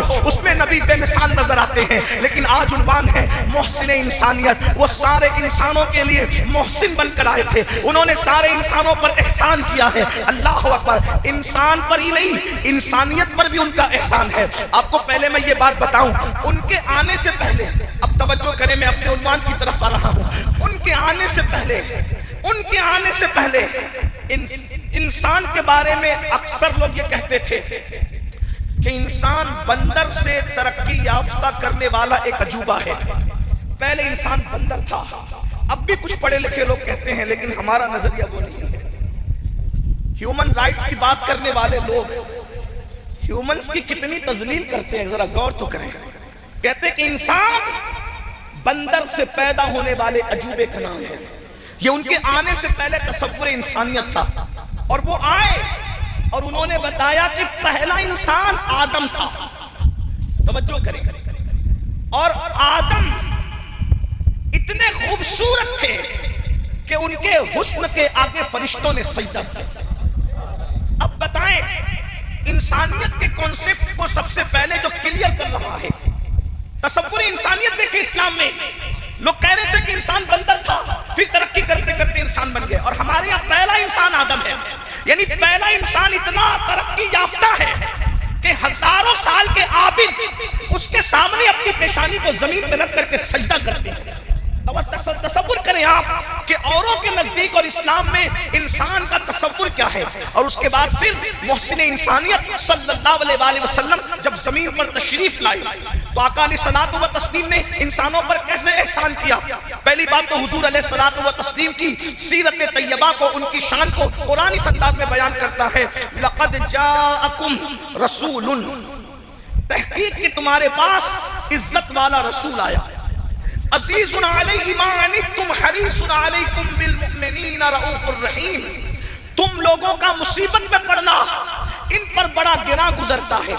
اللہ تعالیٰ اپنے محبوب کی شان خود بیان فرما رہا ہے کہ تم لوگوں کا مصیبت میں پڑنا اس نبی پر گراں گزرتا ہے، اور پھر حریص علیکم، یہ تمہارا بھلا چاہنے میں اللہ کی بارگاہ میں بہت زیادہ جو ہے وہ جلدی دکھانے والے ہیں، تمہارا بھلا چاہنے میں یہ حریص ہیں، بالمؤمنین رؤوف الرحیم، اور یہ مومنوں پر کمال مہربان۔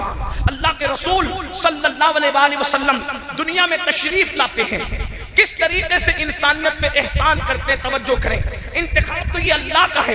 پہلی بات، حضور کے آنے سے پہلے اس دنیا کے اندر بیواؤں کو منحوس سمجھا جاتا تھا، بیوائیں منحوس تصور کی جاتی تھی، صبح کے وقت کوئی بیواؤں کا چہرہ نہیں دیکھتا تھا، بیوائیں کسی شادی میں شریک نہیں ہو سکتی تھی، کسی خوشی کی محفل میں شریک نہیں ہو سکتی تھی، لیکن قربان جائیں اللہ کے رسول جس ماں کی گود میں تشریف لاتے ہیں وہ ماں بیوہ ماں ہے، اور بیوہ ماں کی گود میں آ کر اللہ کے رسول بتا رہے ہیں اگر بیوہ منحوس ہوتی تو اللہ کا رسول بیوہ ماں کی گود میں کیوں تشریف لاتا۔ اللہ اکبر، بلکہ ہمارا عقیدہ تو یہ ہے کہ اللہ اکبر، ماں ہونے کے اعتبار سے سیدہ آمنہ کا مقابلہ دنیا کی کوئی ماں کر ہی نہیں سکتی، کیونکہ کسی کا بیٹا غوث اعظم ہے، کسی کا بیٹا غریب نواز ہے، کسی کا بیٹا کلیم اللہ ہے، کسی کا بیٹا خلیل اللہ ہے، کسی کا بیٹا کلمت اللہ ہے، تنہا آمنہ ہے جس کا بیٹا حبیب اللہ ہے، جس کی مرضی سے قبلے کو بدل دیا جاتا ہے۔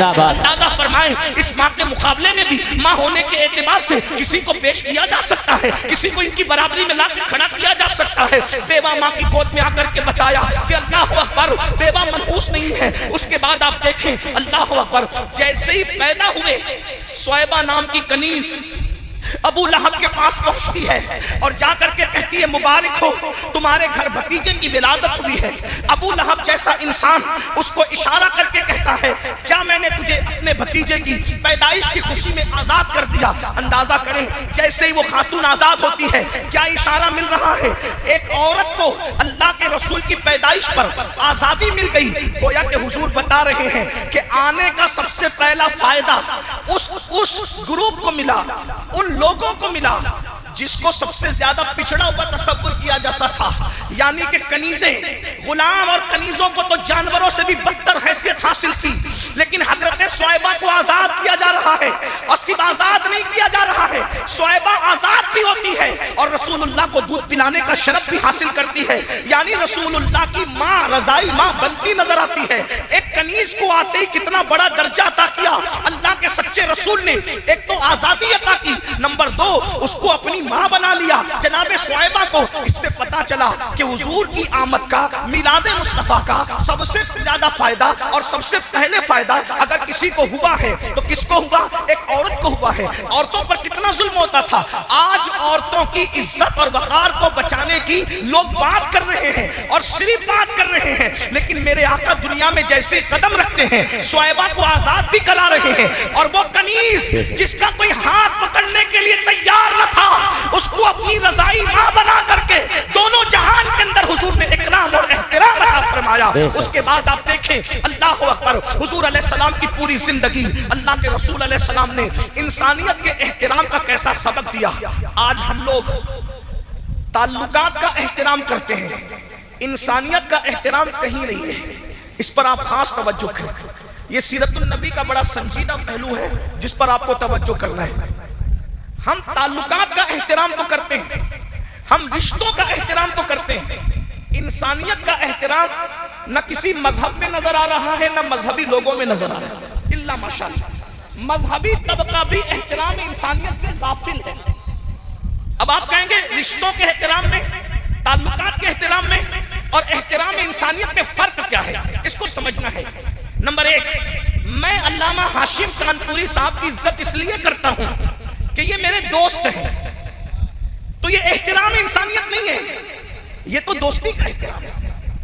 عاصم میاں کا احترام اس لیے کر رہا ہوں کہ تعلق ہے، تو یہ احترام تعلق ہے، احترام انسانیت نہیں ہے۔ علامہ زاہد رضا سے اس لیے میں ان کا احترام کر رہا ہوں کہ وہ عالم ہے، تو یہ تو علم کا احترام ہے، انسانیت کا احترام تھوڑی ہے۔ تو پھر انسانیت کا احترام کس کو کہتے ہیں؟ اب آپ کی توجہ، انسانیت کا احترام کس کو کہتے ہیں؟ کہ صرف انسان ہونے کی وجہ سے کسی کو عزت دینا، کسی کا رسپیکٹ کرنا صرف انسان ہونے کی حیثیت سے۔ اور اس کی مثال دیکھیے، یاد رکھنا تقریروں میں کہنا اور ہے اور کر کے دکھانا اور ہے، کتابوں میں لکھنا اور ہے اور کر کے دکھانا اور ہے۔ یہ تنہا میرا نبی ہے، صرف کہتا نہیں ہے بلکہ پہلے کر کے دکھاتا ہے، اس کے بعد کہتا ہوا نظر آتا ہے۔ یہ صرف میرے نبی کی شان ہے۔ آپ کہیں گے ہر مذہب میں احترام انسانیت ہے، میں نے کہا لکھا ہوا ہے، بتاؤ تو صحیح، اللہ اکبر، تحریر ہے، بتاؤ تو صحیح، تعلیمات ہے، بتاؤ تو صحیح۔ لیکن آئیے سنن الکبریٰ سے میں روایت پڑھ رہا ہوں، ابھی میں اپنے علماء کی توجہ چاہتا ہوں، ناسخ و منسوخ کی بات ابھی میں نہیں کر رہا ہوں، صرف سیرت پڑھ رہا ہوں، توجہ کرنا، حوالہ آپ کے ذہن میں آ جائے۔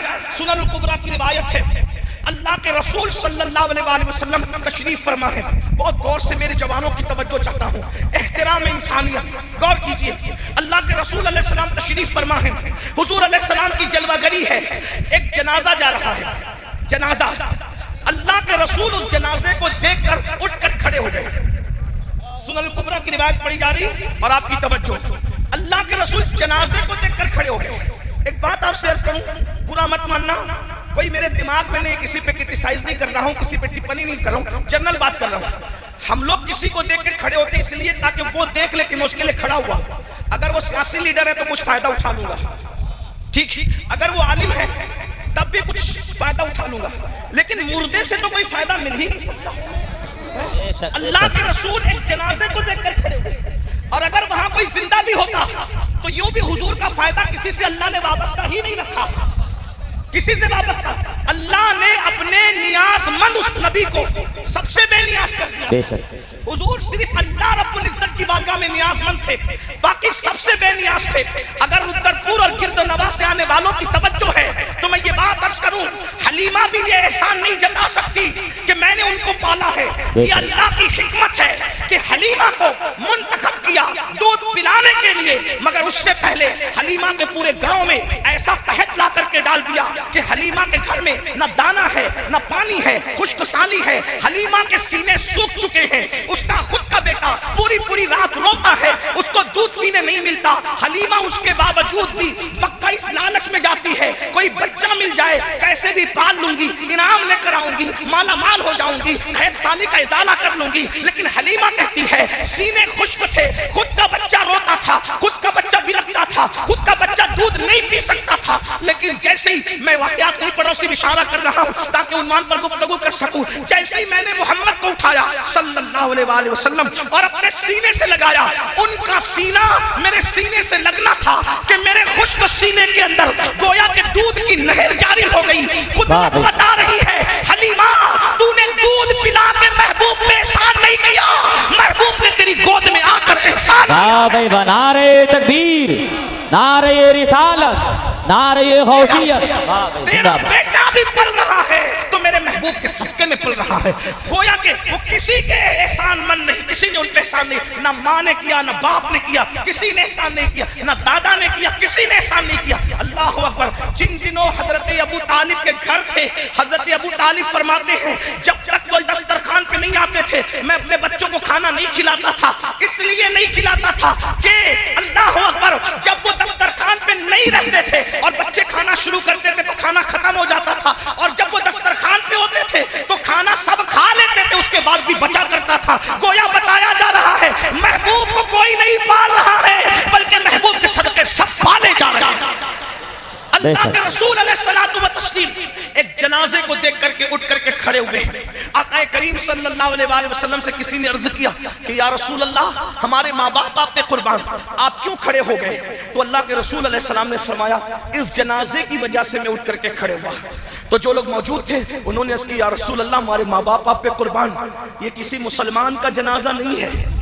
توجہ کیجیے، نفرتوں کے اس ماحول میں سیرت النبی کی کتنی ضرورت ہے۔ لوگ اسلام کو کہاں سے جوڑ رہے ہیں؟ ہماری کوتاہی ہے کہ ہم نے حضور کی سیرت کو پیش نہیں کیا۔ دوسروں کو کیا پیش کرتے ہیں؟ ہمیں خود سیرت النبی نہیں پتا ہے، ہمیں سیرت کا کوئی پتہ ہی نہیں، ہمارے بچوں کو پتہ نہیں، ہمارے جوانوں کو پتہ نہیں۔ جنازہ دیکھ کر کھڑے ہوئے تو صحابہ نے اس کی حضور یہ کسی مسلمان کا جنازہ نہیں ہے، اس جنازے میں جو شخص اندر ہے وہ یہودی ہے، یہودی، ایک یہودی کا جنازہ جا رہا ہے اور اللہ کے رسول علیہ السلام اس کے لیے کھڑے ہوئے ہیں۔ یہودی مسلمان تو نہیں بلکہ کافر تھا۔ اللہ کے رسول علیہ السلام کھڑے ہوئے تو صحابہ نے کہا کہ حضور یہ تو کافر ہے۔ حضور علیہ السلام کا جواب کیا تھا؟ اللہ کے رسول علیہ السلام فرماتے ہیں یہودی ہے۔ جب کہا گیا حضور یہ یہودی ہے، اس کے جنازے پر آپ کھڑے ہوئے، تو سرکار نے کیا فرمایا؟ یہودی ہے مگر انسان تو ہے نا، یہودی ہے مگر انسان تو ہے نا۔ یہ احترام انسانیت ہے۔ ہم تعلقات کا احترام کر رہے ہیں بلکہ لوگ اب تعلقات کا بھی احترام نہیں کرتے، لوگ رشتوں کا احترام کر رہے ہیں بلکہ لوگ رشتوں کا بھی احترام نہیں کرتے۔ اللہ کے رسول علیہ السلام احترام انسانیت سکھانے آئے۔ توجہ، اگر آج ہم کسی کی عزت کر رہے ہیں وہ ہمیں چندہ دیتا اس لیے، یہ احترام چندہ ہے، احترام انسانیت نہیں ہے۔ اگر کوئی ہمارا ہاتھ چومتا ہے ہم اس کو عزت کی نظر سے دیکھ رہے ہیں، یہ ہماری تعظیم کا احترام ہے، احترام انسانیت نہیں ہے۔ اگر کوئی مالدار ہے اس کی عزت ہو رہی ہے تو یہ مال کا احترام ہے، احترام انسانیت نہیں ہے۔ تو پھر انسانیت کا احترام کیا ہے؟ صرف انسان ہونے کی وجہ سے آپ کسی کے ساتھ اچھا سلوک کریں، یہ احترام انسانیت ہے۔ اپنے اندر ڈوب کر کے سوچو، اپنے ضمیروں کو آواز دو مسلمانوں، کیا ہم احترام انسانیت کر رہے ہیں؟ اللہ اکبر۔ ہم جسے جانتے ہی نہیں ہم اس کی کوئی عزت بھی نہیں کرتے، ہم جسے جانتے ہی نہیں اس کے ساتھ اچھی گفتگو بھی نہیں کرتے، ہم جسے جانتے ہی نہیں اس کے لیے اٹھ کر کے کھڑے نہیں ہوتے، ہم جسے جانتے ہی نہیں اس کے ساتھ ہم اس نے سلوک نہیں کرتے۔ لوگ بھول چکے احترام انسانیت، اور اللہ کے رسول علیہ السلام محسن انسانیت بن کر کے آئے تھے۔ آپ نے انسانیت پر احترام کیا۔ کس طریقے سے؟ دشمن آتے ہیں تو چادر بچھا دیتے ہیں۔ غور تو کریں، ہم اجنبیوں کے لیے نہیں بلکہ حضور دشمنوں کے لیے چادر بچھاتے ہیں۔ لاؤ نہ کوئی ایسا قائد دنیا میں جو دشمن کے لیے چادر بچھا دے۔ اللہ اکبر۔ اندازہ تو فرمائے اللہ اللہ، جو قاتلوں کو معاف کرے، جو قاتلوں کو معاف کرے، لاؤ تو ایسا بندہ، لاؤ تو ایسا انسان کامل آپ کو کہیں نظر نہیں آئے گا، وہ صرف اور صرف آمینہ کا لال ہے۔ اللہ اکبر۔ اللہ اللہ، انسان تو انسان ہے جو کتوں کا بھی خیال کرے۔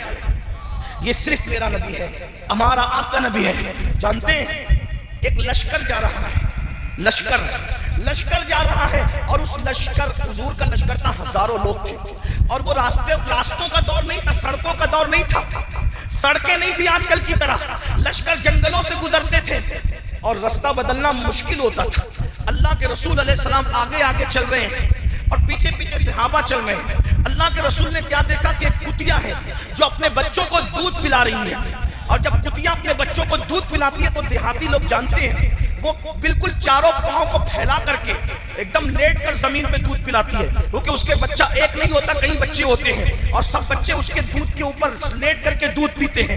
اللہ کے رسول صلی اللہ علیہ وسلم نے دیکھا کہ کتیا اپنے بچوں کو دودھ پلا رہی ہے، تو آقا کریم صلی اللہ علیہ وسلم نے ایک صحابی کو وہاں پر کھڑا کر دیا۔ توجہ کریں، ہماری نظر میں صحابی کی اہمیت کیا ہے؟ انبیاء کے بعد روئے زمین پر صحابی سے بڑا مرتبہ کس کا ہو سکتا ہے؟ حضور نے اپنا صحابی کھڑا کیا، دو اعلان ہوئے۔ نمبر ایک، پورا لشکر اپنا رستہ بدل دے، پورا لشکر اپنا رستہ تبدیل کر دے، کیونکہ کتیا اپنے بچے کو دودھ پلا رہی ہے۔ اگر لشکر کتیا کے قریب سے گزرے گا تو کتیا ڈر کر کے اٹھ کر کے بھاگ جائے گی، اور کتیا ڈر کر کے اٹھ کر کے بھاگ جائے گی تو کیا ہوگا؟ اس کے بچوں کے منہ سے دودھ چھوٹ جائے گا، اس کے بچوں کے منہ سے دودھ چھوٹ جائے گا۔ اس لیے ایک کتیا کے بچوں کے منہ سے دودھ نہ چھوٹے، حضور نے پورے لشکر کا راستہ تبدیل کر دیا اور ایک صحابی کو وہاں کھڑا کیا کہ یہ اعلان کی خبر جس کو نہ ہو سکے وہ وہاں پر صحابی کھڑے ہیں اور لوگوں سے کہتے ہیں لوگوں حضور کا حکم ہے کہ تم اپنا راستہ بدل دو، اس کتیا کے قریب سے کوئی نہ گزرے، اگر یہ اٹھ کر کے بھاگ گئی تو کتیا کے منہ سے دودھ چھوٹ جائے گا، کتیا کے بچوں کے منہ سے دودھ چھوٹ جائے گا۔ بتاؤ، انسان تو انسان جس نے کتوں کے بچوں کا بھی اللہ اکبر خیال فرمایا ہے، اسے دنیا محمد الرسول اللہ کے نام سے جانتی ہے۔ مجھے بتائیں آج کیا مسلمانوں ہمارے اندر یہ جذبات ہے؟ کہاں وہ کہ کتوں کے بچوں کے دودھ کے خیال سے جملے پہ توجہ. کہا کتوں کے بچوں کے دودھ کے خیال سے پورے لشکر کا راستہ تبدیل کر رہے ہیں، اور ہم مسلمان ہیں اسی نبی کا کلمہ پڑھنے والے. جملے پہ توجہ کرنا، غور کرنا، دھیان دینا. وہ کتوں کے بچوں کے دودھ کا خیال کر رہے ہیں اور اس کے لیے لشکر کا راستہ بدل رہے ہیں. اور ہم کیسے مسلمان ہیں؟ ہم تو اپنے پیدا کرنے والے ماں باپ کا بھی خیال نہیں کر رہے ہیں. بے شک بے شک. غور کیجیے کون سا اسلام ہمارے پاس ہے. او میڈ ان انڈیا اسلام پر عمل کرنے والوں، صفا کے چبوترے سے جو تعلیم دی گئی تھی وہ گوشت، انڈا اور مچھلی والی تعلیم نہیں تھی. صفا کے چبوترے سے جو تعلیم دی گئی تھی وہ صرف جمعہ کی 2 رکعت کی تعلیم نہیں تھی. صفا کے چبوترے سے جو تعلیم دی گئی تھی وہ تسبیح اور مصلی والی صرف تعلیم نہیں تھی، وہ تو اخلاق کی تعلیم پہلے تھی، کردار کی تعلیم تھی. ارے اپنے نبی کو دیکھو، کتوں کے بچوں کے دودھ کی خاطر حضور نے پورے لشکر کا راستہ بدل دیا.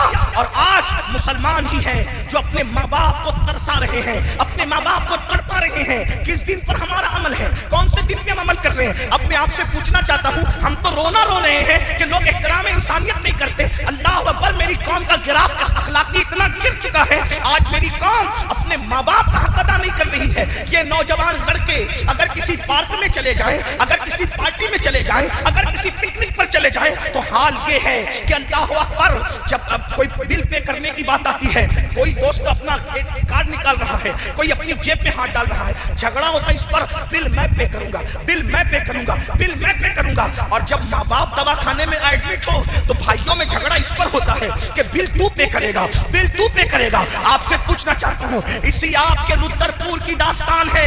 میں نے کسی شہر میں آپ کے شہر کا نام نہیں لیا، میں ایک مرتبہ یہاں سے گزر رہا تھا کسی پروگرام کے لیے. علامہ زاہد رضا صاحب کے گھر کچھ دیر کے لیے میں حاضر ہوا تھا چائے پینے کے لیے، اور میں شاید پروگرام میں جا رہا تھا ہلدوانی کے لیے. اللہ اکبر، ایک بوڑھی اماں آئی اور آنے کے بعد کہا مولانا سے ملنا چاہتی ہوں. اللہ اکبر. تو جب میں نے کہا، میں نے پہلے مولانا سے کہا کہ میں عورتوں سے نہیں ملتا، نہ میں عورتوں سے فون پر گفتگو کرتا ہوں، نہ ملتا ہوں، سوائے ان لوگوں کے جو میرے حوالے سے محرم ہے، باقی کے میرا مزاج نہیں ہے. اللہ اکبر. انہوں نے کہا بڑھیا ہے، تو کہا ٹھیک ہے، بڑی بھی اگر عورت ہے، بوڑھی عورت ہے تو میں ملوں گا. میں ملا تو وہ خاتون رو رہی تھی. آپ کی رودرپور کی داستان ہے. جب اس کو روتے ہوئے پوچھا گیا تو کہا کہ میرے بیٹے نے گھر سے نکال دیا ہے اور کھانے کے لیے وہ در در بھٹک رہی ہے. آپ سے پوچھنا چاہتا ہوں، میلاد النبی کے جشن کے لیے لاکھوں روپے جھنڈے کے نام پہ خرچ کرنے والوں، قمقمے کے نام پہ خرچ کرنے والوں، پیر کے مزار پر 1-1 لاکھ کی چادریں چڑھانے والوں، سندل عرس چادر اور گھاگھر کے نام پر لاکھوں روپے خرچ کرنے والوں، دیکھو میں منع کرنے نہیں آیا. میری بات کو لوگ غلط طور پر کنورٹ، جب اس کو غلط رنگ دیتے ہیں، اس کو غلط طرف ڈال دیتے ہیں، اللہ اکبر، غلط طرف اس کو ڈائیورٹ کر دیتے ہیں، اس لیے کہ لوگوں کو عمل نہیں کرنا ہے. میں منع کرنے نہیں آیا، لیکن یہ بات کہنے آیا ہوں، کروڑوں روپے کے جھنڈے میلاد کے موقع پہ لگاؤ گے اور ماں کو کھانے کے لیے ترساؤ گے تو یہ جھنڈوں پر رقم کی جانے والی رقم جو خرچ کر رہے ہو، یہ قیامت کے دن تمہارے منہ پہ مار دی جائے گی. کیوں؟ اس لیے کہ رسول اللہ کا میلاد ایک الگ چیز ہے اور مقصد میلاد الگ چیز ہے. میلاد کون مناتا ہے، کون نہیں مناتا، یہ فرض نہیں ہے، لیکن مقصد میلاد کی تکمیل ہم نے فرض کر دی گئی ہے. اللہ اکبر. آج لوگ میلاد منا رہے ہیں، مقصد میلاد فوت ہو گیا ہے. اگر میلاد النبی کے ساتھ مقصد میلاد پر بھی توجہ کی جاتی تو مقصد میلاد تو یہ ہے کہ کتوں کے بچوں کی بھوک کا خیال رکھنا، یہ مقصد میلاد ہے. جو مقصد میلاد پورا کرتا اس کی گلی کا کتا بھی بھوکا نہیں رہتا. ماں کے بھوک کی کیا بات ہے، لیکن حال یہ ہے لوگ مقصد میلاد کو فوت کر. اور یاد رکھنا، میں سنی ہوں اور الحمدللہ پشتینی سنی اور رودرپور والوں، یاد رکھنا اچھی طرح، میلاد منا کر تم خوش ہوئے ہو، میلاد منا کر تم خوش ہوئے ہو، جنت میں جانے کی گارنٹی نہیں ہے. پورے ممبر کی تائید لیتے ہوئے عرض کروں گا، اگلا جملہ سننا، غلط کہوں تو اصلاح کرنا میں قبول کروں گا. میلاد منا کر تم خوش ہوئے ہو، جنت میں جانے کی گارنٹی نہیں ہے. ہماری خوشی کا اعتبار نہیں ہے. کبھی سوچا اس میلاد منانے سے تو میں خوش ہوا، کیا میلاد والے مصطفیٰ جان رحمت بھی خوش ہوئے ہیں؟ میرے خوش ہونے سے میں نے جنت نہیں پانا، ان کو خوش کرنے سے جنت پانا. ابھی آپ نے تاج الشریعہ علیہ رحمہ کا شعر سنا، اسلام میاں سے کیا جو پیا کو پایا، وہ سہانا راگ ہے. جس سے نہ خوش ہے پیا وہ راگ نہیں اچھی. اصل چیز تو ان کی خوشی ہے نا. میلاد منایا، حضور کو خوش کیا، تم تو خوش ہو گئے، حضور کو خوش کیا. مجھے بتاؤ، آج ہماری مائیں رو رہی ہیں. میں اور عنوان کی طرف جانے سے پہلے اس پر گفتگو آپ سے اور اپنے دل کے درد کے طور پہ کرنا چاہتا ہوں. آج ہماری مائیں رو رہی ہیں، ہمارا باپ رو رہا ہے. ہم مدرسوں میں 50-50 1 لاکھ روپیہ لکھا رہے، مسجدیں بنا رہے، مدرسے بنا رہے، اسکولیں بنا رہے، چندے دے رہے، جلسے کر رہے ہیں. مسجد بنانے سے زیادہ ثواب، مدرسے بنانے سے زیادہ ثواب، ہر جگہ چندہ دینے سے زیادہ ثواب اگر کہیں ملتا ہے تو پہلے ماں باپ پہ خرچ کرنے سے ملتا ہے.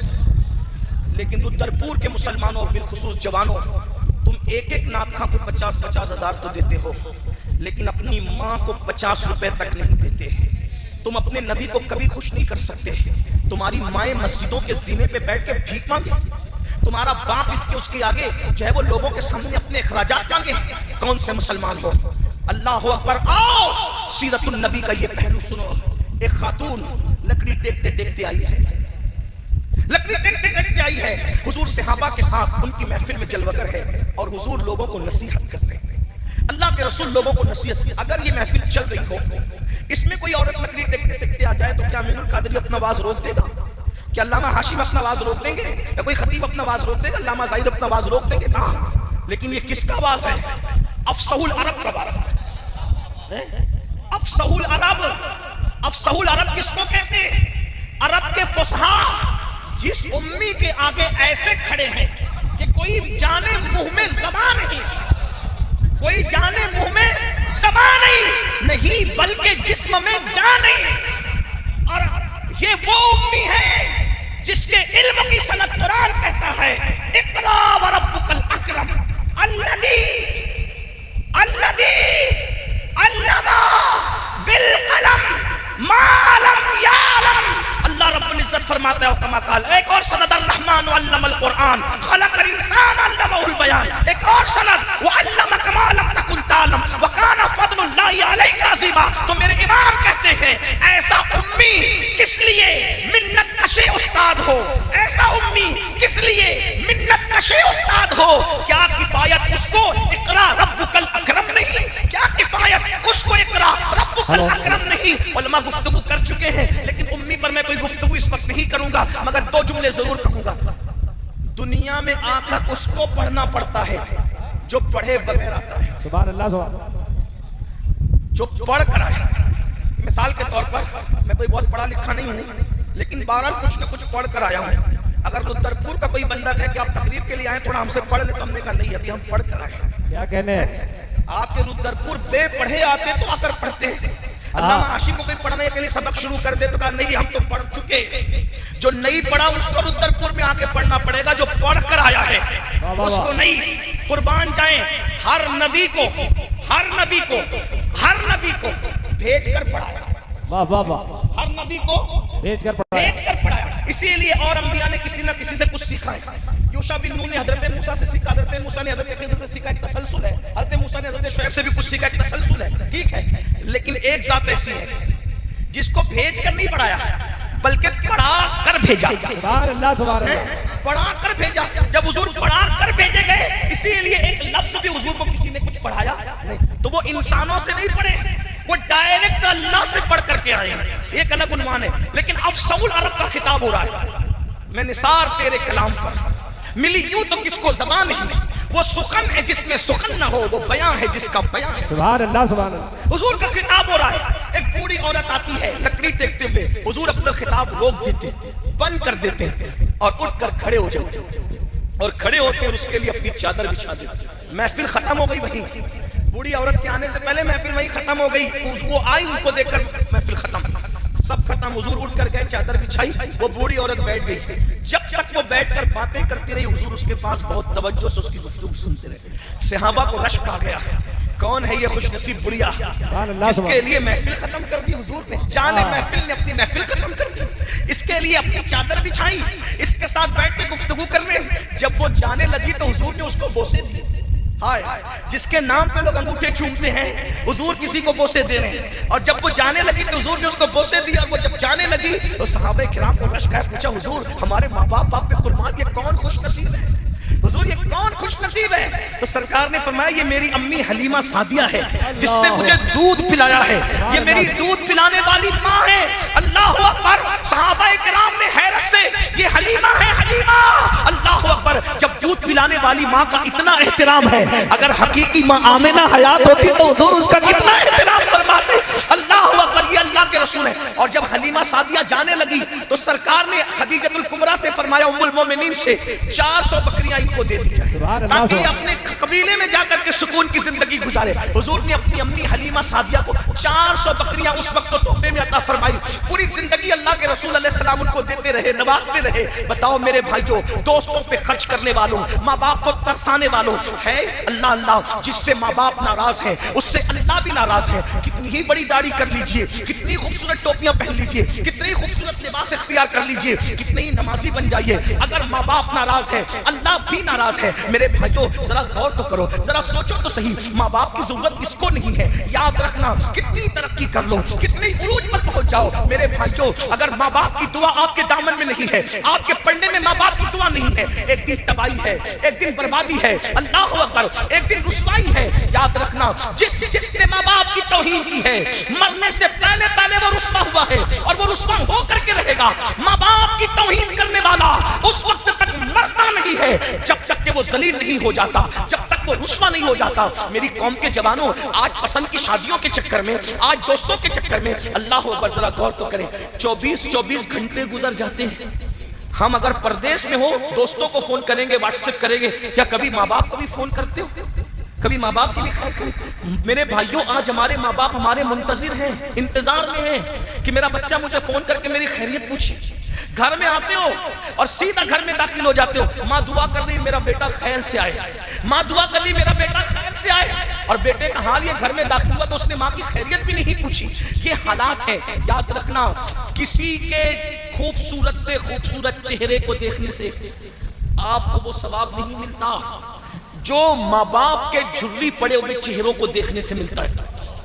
अल्लाह के रसूल सल्लल्लाहु अलैहि वसल्लम फरमाते हैं, जो फरमा बरदार बेटा, फरमा बरदार बेटा, हदीस पाक का मफहूम है, फरमा बरदार बेटा अपने माँ बाप के चेहरे को मोहब्बत से देखे, अल्लाह उसे मकबूल हज का सवाब अता फरमाता है। आप मुझे बताइए ना मेरे भाइयों, जिस दिन ये चेहरे जमीन में दफन हो जाएंगे, जिस दिन ये चेहरे जमीन के अंदर गड़ जाएंगे, उस दिन इन चेहरों को याद करोगे। अपने माँ बाप का एहसान भूल गए मेरे भाइयों? वो माँ जिसने 9 महीने तक अपने पेट में हमें रखा, अरे जाओ मर्द हो मर्द, अपनी ताकत पर घमंड और गुरूर है। किसी उस बंदे से जाकर सवाल करो जिसके किडनी के अंदर, जिसकी किडनी में पथरी हो गई है, चंद mm की पथरी अगर मर्द के गुर्दे में हो जाए तो मर्द उसके दर्द से जमीन पर हमने तड़पते देखा है। गौर तो करें, जो चंद mm की पथरी अपने महफूज गुर्दे के अंदर संभाल नहीं सकता, उस माँ को सलाम करो जिसने 3 किलो का वजन 9 महीने तक अपनी माँ ने, उस माँ ने अपने पेट में रखा।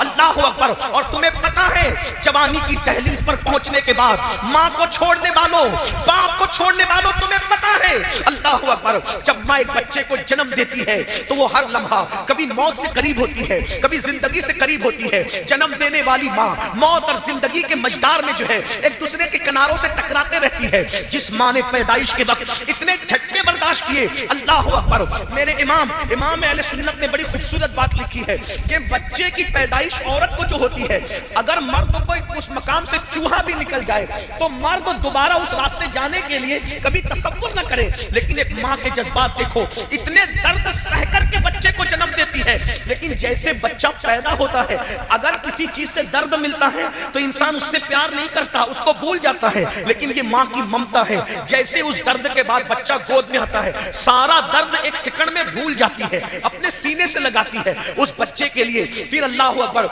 एक लम्हे के लिए वो नहीं, अब पूरी जिंदगी उस बच्चे के लिए गुजारती है। अपना पूरा शबाब एक माँ अपने बच्चे पर निचोड़ देती है। हाँ हाँ, जवानी की दहलीज पर पहुंचकर अपनी जवानी पर घमंड और गुरूर करने वालों, ये माँ और बाप है जिसका शबाब निचोड़ दिया गया है, तब तुम्हें शबाब और जवानी मिली है। ये माँ बाप है। हाँ हाँ, हम लोग जब पेशाब करते थे, पेशाब और बिस्तर गीला हो जाता था, यही माँ बाप थे जो गीले बिस्तर पे खुद सोते थे और हमें सूखे पे सुलाते थे। हाँ हाँ, रात के 2-2, 3-3 बजे अगर हम रोते हुए उठते थे, माँ मारती नहीं थी बल्कि सीने से चिमटाती थी, दूध पिलाती थी, दूध पीकर भी रोते थे, रात भर लेकर के बैठती थी। मेरी कौम के जवानों, ये एहसान भूल गए। एहतराम इंसानियत का तो रोना ही क्या है, जो माँ का एहतराम न करे, जो बाप का एहतराम न करे। जरा गौर कीजिए मेरे भाइयों, और याद रखना, अच्छी तरह याद रखना मेरी कौम के जवानों, आप तहज्जुद गुजार भी बन जाओ, جاؤ تو بھی آپ کی عبادت پہ قبول نہیں ہے جب تک ماں باپ کو راضی نہ کر لو. بلکہ حدیث پاک ہے اگر کوئی شہید ہو جائے شہید اور ماں باپ ناراض ہو یا دونوں میں سے ایک ناراض ہو, شہید ہو کر بھی اس کو جنت نہیں مل سکتی, جنت اس کا ٹھکانہ نہیں ہو سکتا. اللہ اکبر. میں اپنی گفتگو کو اینڈ کرنے لگا ہوں. یہ عنوان اتنا جذباتی ہے کہ میں خود کو قابو میں نہیں رکھ پاتا جب یہ عنوان آتا ہے, اس لیے کہ مجھے ایسا لگتا ہے کہ میرے پاس جو بھی نعمتیں ہیں وہ میری ماں کی دعا کی برکت ہے. اور میں لوگوں کو کہتا ہوں اگر کسی عورت سے مرید ہونا جائز ہوتا تو پھر میں اپنی ماں کا مرید ہوتا. اللہ اکبر. یہ بات میں آپ سے کہنا چاہتا ہوں, لیکن ایسا نہیں ہے, عورتوں سے مرید نہیں ہو سکتے. اگر عورت سے مرید ہونا جائز ہوتا تو میں اپنی ماں کا مرید ہوتا, اس لیے کہ ہم نے جو سنا دیکھا پڑھا ہمیں پتا چلا کہ ماں کی خدمت سے جو ملا ہے وہ کسی کی خدمت سے نہیں ملا ہے. ماں کی خدمت سے جو ملا ہے وہ کسی کی خدمت سے نہیں ملا ہے. اور آج بیویوں کی وجہ سے ادھر گھونگھٹ اٹھتا ہے, ادھر بیٹا ماں باپ کا باغی ہو جاتا ہے. آئیے میں چند باتیں عرض کر کے اپنی بات کو اینڈ کی طرف پہنچاؤں. عنوان جو آ گیا اس کو پورا کر لیتے ہیں. اللہ اکبر. ماں بچہ کتنا بھی بے وفائی کرے, کتنا ہی اتنی بے وفائی کرے, ماں اپنے بچے سے پیار نہیں چھوڑتی.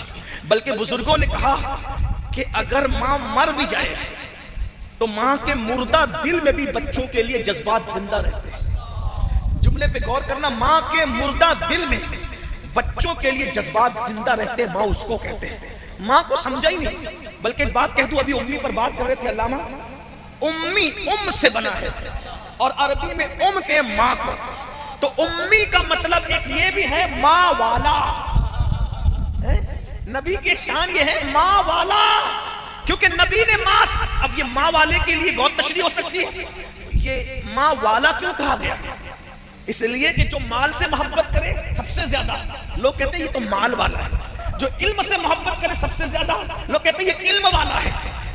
لوگ اپنے وطن سے محبت کرے تو یہ ممبئی والا ہے, یہ رودرپور والا ہے. حضور کو امی اس معنی میں کہا گیا. اگر کہا جائے کہ ماں والا تو اس سے پتا چل رہا ہے کہ نبی اپنی ماں سے کتنی محبت فرماتے ہیں, کتنی محبت کرتے.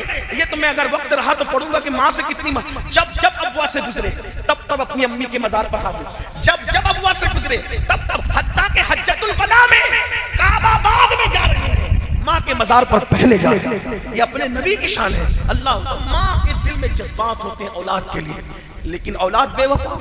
ماں باپ مرنے کے بعد احساس ہوتا ہے کہ ماں باپ کیا ہے. ایک مرتبہ ایک جوان نے پڑھا لکھا پڑھ لکھ لیا, بہت آگے بڑھ گیا, ماں نے اس کی شادی کی تو پڑھے لکھے شوہر کے لیے پڑھی لکھی بیوی ڈھونڈا. دیکھو پڑھو لکھو بہت ترقی کرو, اور میں آپ کو کہتا ہوں اپنے بچوں کو بھی پڑھاؤ لکھاؤ, لیکن ڈاکٹر, انجینئر, ٹیچر, سائنسداں سب بنانے سے پہلے اپنے بچوں کو مسلمان بناؤ, ان کو دین کا علم سکھاؤ. اگر آپ نے دنیا پڑھا دیا, دین نہیں سکھایا تو وہ تمہارے ساتھ غداری کرے. کیونکہ ڈاکٹری کی تعلیم کے اندر یہ وہ سب سکھایا جاتا ہے, ماں کا ادب نہیں سکھایا جاتا. یہ ماں کا ادب صرف حدیث رسول میں, قرآن مقدس میں ہے. سائنس کے اندر سارے ضابطے پڑھائے جاتے ہیں, میں سائنس کا مخالف بھی پڑھاؤ, لیکن ماں باپ کی تعظیم بڑوں کا احترام صرف قرآن و حدیث میں آپ کو ملے گا. اور جن لوگوں نے لیا ہے وہ کہیں نہ کہیں سے اسلام سے چھڑایا ہے. یہ بات یاد رکھنا, ہمارے نبی ماں والے تھے. تو بہرحال پڑھا لکھا لڑکا تھا, پڑھی لکھی لڑکی مل گئی. اس پڑھی لکھی لڑکی نے شادی کے چند دنوں کے بعد اپنے شوہر سے کہا کہ تمہاری ماں سے میرے ساتھ نبھا نہیں ہو سکتا, میں تمہاری ماں کے ساتھ نبھا نہیں کر سکتی. یا تو یہ بڑھیا گھر میں رہے گی یا تو میں نے گھر میں رہنا ہے. یہ منزل ایک شوہر کے لیے بہت مشکل ہوتی ہے. لیکن ایک بات میں آپ سے کہنا چاہتا ہوں, ماں باپ کے لیے جس کو چھوڑنا پڑے چھوڑ دیا جائے, لیکن ماں باپ کو نہیں چھوڑا جائے, کیونکہ ہر نعمت مل سکتی ہے, ماں باپ نہیں مل سکتے. ماں باپ نہیں مل سکتے. اللہ ایک ہے, اس کے سوا کوئی شریک نہیں. خدا ایک ہے اور اس کی عطا سے ماں باپ بھی ایک ہے. ہزاروں عورتوں کو ماں کہہ لو, کوئی ماں نہیں بن سکتی. ماں ایک ہی ہوگی. ہزاروں مردوں کو باپ کہہ لو, باپ ایک ہی ہوگا. خدا ایک ہے, اس کی عطا سے ماں بھی ایک ہے, باپ بھی ایک ہے. جب اس لڑکی نے کہا تمہاری ماں کے ساتھ نباہ نہیں ہو سکتا, پتہ ہے اس نے کہا ٹھیک ہے, اگر میری ماں کے ساتھ نباہ نہیں ہو سکتا تو میں اپنی ماں کو اولڈ ہاؤس میں چھوڑ کر کے آتا, جہاں پر بوڑھے اولڈ ہاؤس بن رہے ہیں اور ماں باپ کو لوگ وہاں چھوڑ دیتے ہیں. فیشن چلا ہے, ہم ماں کو وہاں چھوڑ دیں گے. پہلی مرتبہ ماں کے پاس بیٹا آ کر کہتا ہے ماں میں تمہیں کہیں گھمانے لے جانا چاہتا ہوں. ماں بڑی خوش ہوئی, پڑھ کے آیا تھا کار خریدی تھی، اس کے بعد سے تو کبھی بیٹے کی کار میں بیٹھنا ہی نصیب نہیں ہوا. آج بیٹے کا موڈ کتنا اچھا ہے کہ مجھے گھمانے لے جا رہا ہے. کانپتے ہوئے بدن سے نکلی، کبھی باہر نکل نہیں سکی تھی، کار میں بیٹھی، کار چلی اور ایک اولڈ ہاؤس کے پاس کار رک گئی. ایسے میں وہ اترنے کے بعد اولڈ ہاؤس کے زینے پر اپنی ماں کو بٹھایا اور ماں کو بٹھانے کے بعد کہا ماں معافی چاہتا ہوں، میری بیوی تمہارے ساتھ نبھا نہیں کر سکتی، اس لیے اس نے تمہیں گھر سے نکالنے کے کہا تھا یہ اولڈ ہاؤس ہے ماں، یہیں اب تمہیں رہنے اچھا میں چلتا ہوں. اور یہ کہہ کر کے کار میں بیٹھا اور جلدی سے بھاگ گیا. اس لیے کہ وہ بڑا آدمی تھا، مالدار تھا، پڑھا لکھا تھا، پورے شہر میں اس کی شہرت تھی. وہ چاہتا تھا کہ کسی کو پتہ نہ چلے. ماں کو چھوڑ کے بھاگ گیا.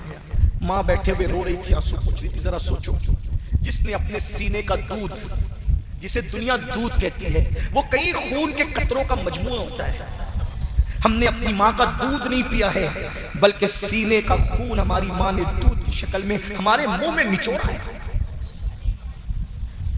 ایک ماں نے پورا شباب قربان، اپنے شباب کو آگ لگا دی ہے ایک بیٹے کو جوان کر. یہ جوانی یوں ہی نہیں ملی ہے، یہ جوانی کئی شباب آگ لگے ہیں تب کہیں جا کر ہمیں جوانی نصیب ہوئی ہے.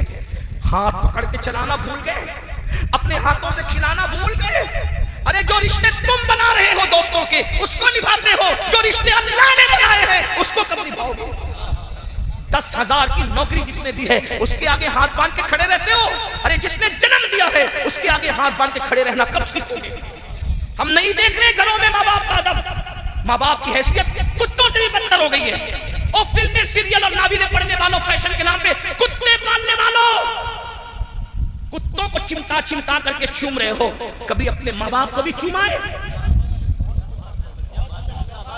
کتوں کو چوم رہے ہو، کتے پال رہے ہو. ماں باپ گھر سے باہر، کتے اندر. وہ کتے جن کو بلا عذر شرعی پالو گے تو تمہارے گھر میں کبھی رحمت کے فرشتے نہیں آئیں گے. کہاں وہ ماں باپ کی دعا جو تمہیں ولی بنا سکتی ہے، قطب بنا سکتی ہے، ابدال بنا سکتی ہے. ان کو نکالا گھر سے، بہن کے گھر پہنچایا، بھائی کے کہاں پہنچایا، اور کتوں کو گھر میں لا رہے ہو. صبح اٹھتے ہو تو جھوٹے منہ پہلے کتے کو لے کے نکلتے، کتے کے لیے کھانے کے لیے مال تک جا رہے ہو. کبھی ماں باپ کے لیے بھی اہتمام. یہ قیامت کی نشانی ہے، یہ قیامت کی نشانی. کتے گھروں میں صوفوں پر بیٹھے ہیں اور ماں باپ مسجدوں کے زینے پہ، مندروں کے زینے پہ، سگنلوں پر بھیک مانگ رہے. یہ آج ہمارا حال ہے. تباہ نہیں ہوں گے، برباد نہیں ہوں گے، رسوا نہیں ہوں گے. اللہ اکبر. ماں دوپٹے سے آنسو پوچھ کے رو رہی تھی. لیکن ایک بات یاد رکھنا، آگے بڑھنے سے پہلے میرے نبی نے فرمایا کما تدین تدان، تم جیسا کرو گے تمہارے ساتھ ویسے ہی کیا جائے گا. اپنے ماں باپ کو خون کے آنسو رلانے والوں، کسی لڑکی سے پیار ہوتا ہے اور ماں باپ کو دھوکہ دے دیتے ہو. ماں باپ کہتے بیٹا وہاں ہم نے رشتہ نہیں کرنا، تو کیا کہتے ہو؟ ارے تم لوگ کا دور چلا گیا، تمہیں کیا سمجھتا ہے، یہی کہتے ہو. یاد رکھنا، ماں باپ کو ناراض کر کے حج کو جاؤ گے تو خدا نہیں ملے گا. ماں باپ کو ناراض کر کے رشتے کرو گے تو کون سی خوشی مل جائے گی؟ اس لیے اللہ کے بندو یاد رکھو. ماں دوپٹے سے آنسو پوچھ پوچھ کے رو رہی تھی. ایسے میں اولڈ ہاؤس کے کچھ ذمہ داران آئے کہ چلو نیا مہمان آیا ہے. ان لوگوں نے چاروں طرف سے بڑی بی کو گھیر لیا. بڑی اماں چپ رہو، چلو اب یہیں گزارا کرو، جو ہوا چھوڑ دو. اچھا، وہ بڑی بی نے کہا آپ کا نام لکھایا، کہا بچے ہیں، کہا ایک لوتا بیٹا ہے، اس کا نام نہیں بتایا. پھر لوگوں نے کہا بڑی اماں اس کا نام بتا دے بیٹے کا، تاکہ کچھ حادثہ ہوتا ہم اس کو اطلاع کر سکے، اس کا فون نمبر بتا دے. نہیں بتایا. جب بیٹے کا نام آتا ہچکیاں لے لے کر روتی، سسکیاں لے لے کے روتی، بہت روئی. جب کہا بڑی اماں نام تو بتائیں، نام نہیں لیا. تو کسی نے کہا چھوڑو، بڑی بی کو بیٹا چھوڑ کے بھاگا ہے تو بہت ناراض ہے، اس لیے اپنے بیٹے کا نام نہیں لیتی. بس کسی کا اتنا کہنا تھا، آنکھیں تن گئی، جذبات بدل گئے اور کہنے خبردار میرے بیٹے کے خلاف ایک جملہ کہا تو یہ ماں ہے. اولڈ ہاؤس میں رکھنا ہو تو رکھنا، ورنہ نکال دو، میں کہیں بھی زندگی گزار لوں گی، لیکن میرے بیٹے کے خلاف کچھ مت بکنا. وہ مجھ سے غداری کر کے گیا ہے، لیکن بیٹے کا نام اس لیے نہیں لے رہی ہوں کہ وہ ناراض ہوں، اس سے ناراض نہیں ہوں. بیٹے کا نام اس لیے لے رہی ہوں کہ اس شہر کا مشہور آدمی ہے، اگر نام لے لوں گی تو میرے بیٹے کی عزت چلی جائے گی. اپنے بیٹے کی عزت کو بچانے کے لیے اس کا نام نہیں لے رہی. یہ ماں کی ممتا ہوتی، ماں کی ممتا. آخری بات اس محفل کی عرض کروں، حضور احترام انسانیت سکھانے آئے. حضور نے سکھایا، پاگل آئے ان کو عزت دی، پاگل اونٹوں کو تک حضور نے نوازا. سب کہتے ہیں बच्चियां जिंदा दफन हो रही थी, उनको बचाया। बेवा चिताओं पे जल रही थी, उनको बचाया। लेकिन माँ के लिए जो हुजूर के जज्बात हैं वो हुजूर के अपने जज्बात हैं। बात ऐड करते हुए हुजूर अलैहिस्सलाम की अम्मी जान का जिक्र करके बात खत्म करना चाहता हूँ। हुजूर की प्यारी अम्मी जिसे आमिना कहते हैं, आपने इब्तिदा में जिक्र सुना हुजूर की अम्मी जान का। माँ होने के एतबार से कोई सानी नहीं है। और हुजूर की अम्मी जान का विसाल सिर्फ 21-22 साल की उम्र में हो गया था। भर जवानी में वो दुनिया से गई। बहुत अच्छी शायरा थी, शेर कहना जानती थी। सबसे पहले रसूलुल्लाह की नात अगर किसी ने कही है तो वो हुजूर की अम्मी जान सैयदा आमिना है। और वो अशार अभी भी तारीख में मौजूद है। सैयदा आमिना 6 साल रसूलुल्लाह की उम्र थी। अपने शहजादे से कहती है, बेटा तुमने अपने बाबा को तो नहीं देखा, चलो मैं तुम्हें तुम्हारे बाबा की कब्र की ज़ियारत करा के लाती हूँ। यानी अल्लाह के रसूल अलैहिस्सलाम का सबसे पहला सफर अगर 6 साल की उम्र में हुआ है तो कहाँ के लिए हुआ है? मदीने मुनव्वरा के लिए हुआ है। उस वक्त तक तो मदीना नहीं था बल्कि उसको यसरब कहा जाता था। और उनके वालिद का मज़ार सरकार अब्दुल्ला का मज़ार मदीने मुनव्वरा में ही था। तिजारत के लिए गए थे, वापस आ रहे थे, बीमार हुए, वहीं रुके अपने ननियाल में और वहीं पर इंतकाल हो गया। तो वहाँ वालिद के मज़ार की ज़ियारत के लिए लेकर के गई। और जब वापस लौट रही थी तो इतनी बीमार हो गई। 3 लोग थे काफिले में, उम्मे ऐमन, सरकार आमिना और हमारे आका। हुजूर की उम्र सिर्फ 6 साल की थी। उम्मे ऐमन हजरत अब्दुल्ला की कनीज थी जो हजरत अब्दुल्ला के बाद हजरत आमिना की खिदमत में आ गई थी। ये 3 रुकनी काफिला मक्के की तरफ जा रहा था। ऐसे में सरकार आमिना की तबीयत ज्यादा अलील हुई। शौहर के सदमे में जब बीमार हुई तो उम्मे ऐमन से कहा, उम्मे ऐमन अब मैं बहुत देर तक के नहीं चल सकूंगी, इसलिए एक काम करो, कहीं रुक जाओ, मेरे अंदर हिम्मत नहीं है चलने की। तो उम्मे ऐमन ने कहा, सरकार ये एक छोटा सा टीला है, यहीं पर रास्ते से हट करके रुक जाते हैं। अभी भी वो छोटा सा टीला मौजूद है दुनिया के अंदर। रास्ते से हट करके उस टीले पर चढ़े, सवारी को चढ़ाया और ईंट का सराहना बनाकर और एक चादर बिछाकर हुजूर की अम्मी जान सैयदा आमिना को लेटा दिया। हुजूर अपनी अम्मी को बीमार देखकर 6 साल की उम्र में बहुत परेशान हुए और माँ के सीने के करीब बैठ गए। जब माँ के सीने के करीब बैठे तो हुजूर की अम्मी जान हुजूर को देख रही थी और रो रही थी। ये हुजूर अलैहिस्सलाम की अपनी माँ से आखिरी मुलाकात है। हुजूर अलैहिस्सलाम की अपनी अम्मी से आखिरी मुलाकात है। सरकार आमिना लेटी हुई है, हुजूर सीने के पास बैठे हुए हैं। हुजूर माँ को देखते हैं, रो रहे हैं और उनकी अम्मी उनको देखकर रो रही है। क्योंकि बच्चों की आदत होती है, जब माँ रोती है तो बच्चे भी रो पड़ते हैं। आपके बचपने में भी ऐसा होता होगा, माँ को देख करके हम भी रोए हैं। किसी मैयत में माँ रो रही है, कौन मरा कौन नहीं मरा हमें नहीं पता, माँ रो रही है तो हमें भी रोना आया है। जब माँ रोई है तो हमें भी बचपन में रोना आया। हुजूर माँ को देख करके रो रहे हैं। माँ क्यों रो रही है? माँ जानती है। हुजूर रो रहे हैं माँ को देख करके, लेकिन माँ इसलिए रो रही है कि मेरे बेटे का ये आखिरी दीदार है, इसके बाद अब मैं इनको कभी नहीं देख सकूंगी। और उसके बाद हुजूर को देखते देखते नात कह रही है। नात के अशार इमाम कुस्तलानी जैसे बुजुर्गों ने अभी अपनी किताबों में लिखा, अभी भी मौजूद है। सरकार आमिना के जो अशार हैं उसका मफहूम, चंद अशार का मफहूम पेश करता हूँ। हजरत आमिना अपने अशार में कहती है, मेरा बेटा वो है जो कभी पुतों की मदद नहीं कर सकता, कभी पुतों का प्रचार नहीं कर सकता। इससे हजरत आमिना के अकीदे का भी पता चल रहा है। मेरा बेटा पुतों का प्रचार नहीं कर सकता, पुतों की मदद नहीं कर सकता। और फरमाया, अल्लाह अकबर, मैंने उस बेटे को जन्म दिया है कि मशरिक और मगरिब इसके नूर से मुनव्वर हो जाएंगे। मैंने पैदाइश के वक्त जो मनाजिर देखे हैं वो मनाजिर अगर सच्चे हैं तो मेरे बेटे की बड़ी शान होगी, बड़ा मकाम होगा। और आखिरी शेर ये था कि हर नई चीज पुरानी हो जाएगी, हर जिंदा को मौत आ जाएगी, लेकिन आमिना को कभी भुलाया नहीं जा सकेगा। आमिना का जिक्र मशरिक और मगरिब में हमेशा बाकी रहेगा, हमेशा मेरा जिक्र होगा, क्योंकि मैंने ऐसे बेटे को जन्म दिया है। इस मेरे बेटे की वजह से हर लोग मेरा जिक्र करेंगे, हर इंसान मेरा जिक्र करेगा। ए अबू आकी मलका, इस महफिल पे तवज्जो करके देख ले, आज किसी की माँ का जिक्र हो ना हो, ए सरकार आमिना तुम्हारा जिक्र हो रहा है। इसलिए कि तुमने हमें वो शहजादा अता किया है, वो बादशाह अता किया है जिसने हमारे माँ बाप की अजमत हमें सिखाई है, हमारे माँ बाप का मकाम हमें सिखाया है। सरकार आमिना रदी अल्लाह तबारक व तआला अन्हा व सलामुल्लाह अलैहा ये अशार पढ़ती है और आखिरी हिचकी आती है और सरकार आमिना की आंखें बंद हो जाती है। आखिरी हिचकी आती है और उनकी आंखें बंद हो जाती। जैसी आंखें बंद हुई, हुजूर ने पहली मर्तबा अपने सामने किसी को दुनिया से जाते देखा था। ये पहला हादसा था किसी को दुनिया से, और वो भी किसको देखा? माँ को। कोई नहीं है, पूरे जंगल में हुजूर अकेले हैं और एक कनीज है और माँ को आखिरी हिचकी आ रही है और माँ आंखें बंद कर लेती है। हुजूर अपनी माँ के सीने पे हाथ रख के हिलाते, अम्मी अम्मी जो तुम पढ़ रही थी ये फिर पढ़ो। हुजूर बहुत मासूमियत के साथ माँ को हिला के कहते, माँ अभी जो तुम पढ़ रही थी, जो नात के अशार अभी फिर पढ़ो। इतना कहना था ام ایمن نے حضور کو سینے سے چمٹا لیا اور کہا بیٹا جو دنیا سے چلے جاتے ہیں وہ بولا نہیں کرتے ہیں.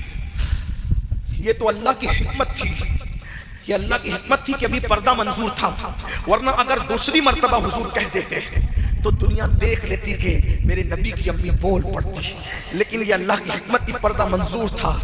میرے نبی کو ام ایمن نے کہا شہزادے تمہاری امی انتقال کر گئی اور جو انتقال کر جاتے انہیں دفن کیا جاتا ہے.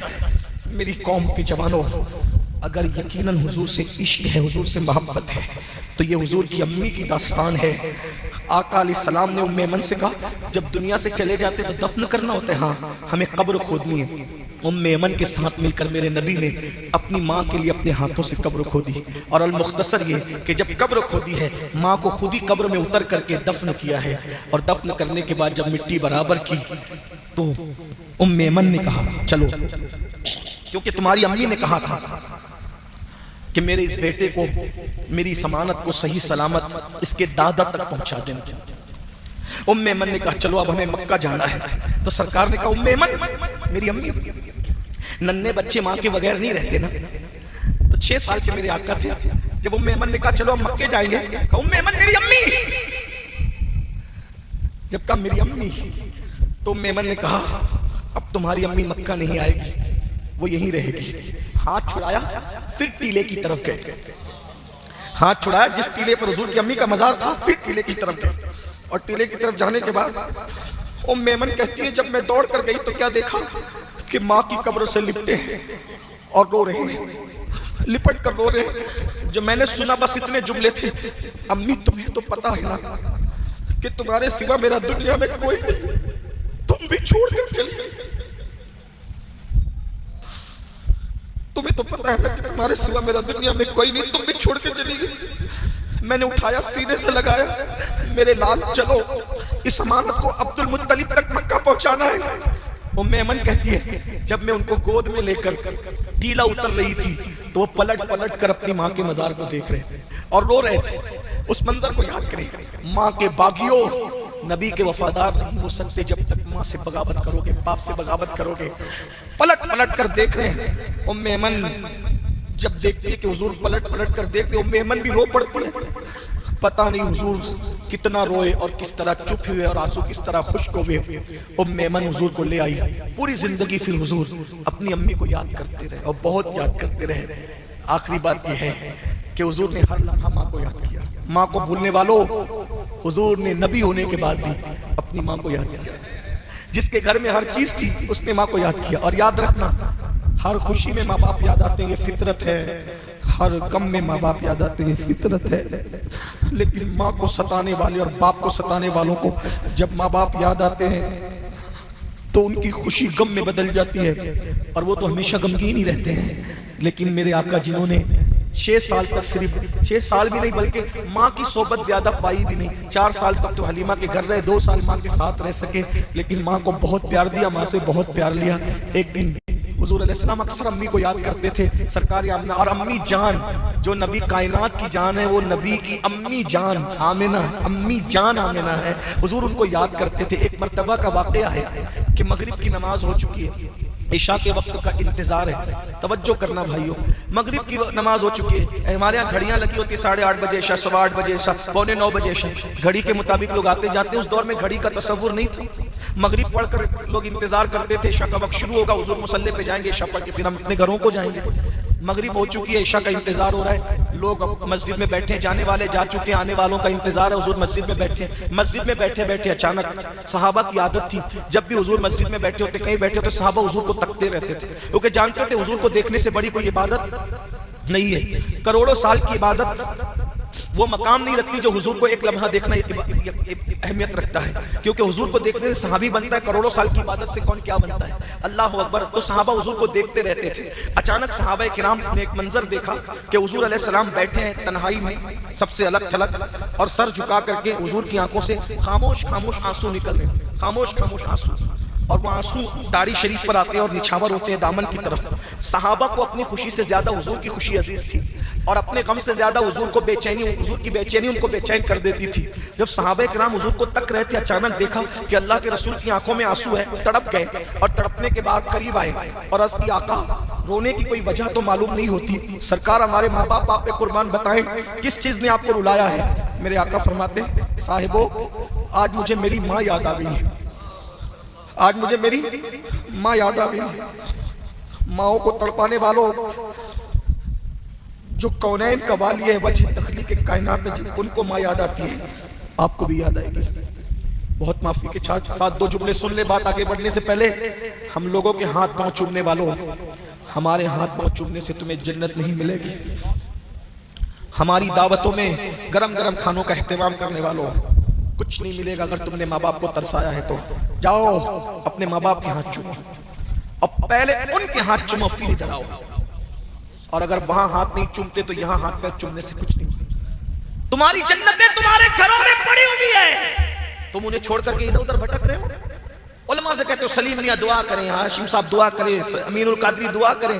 یاد رکھنا ہماری دعائیں کتنا بھی نیک پرہیزگار متقی ہو, ہماری دعائیں قبول بھی ہے رد بھی ہے.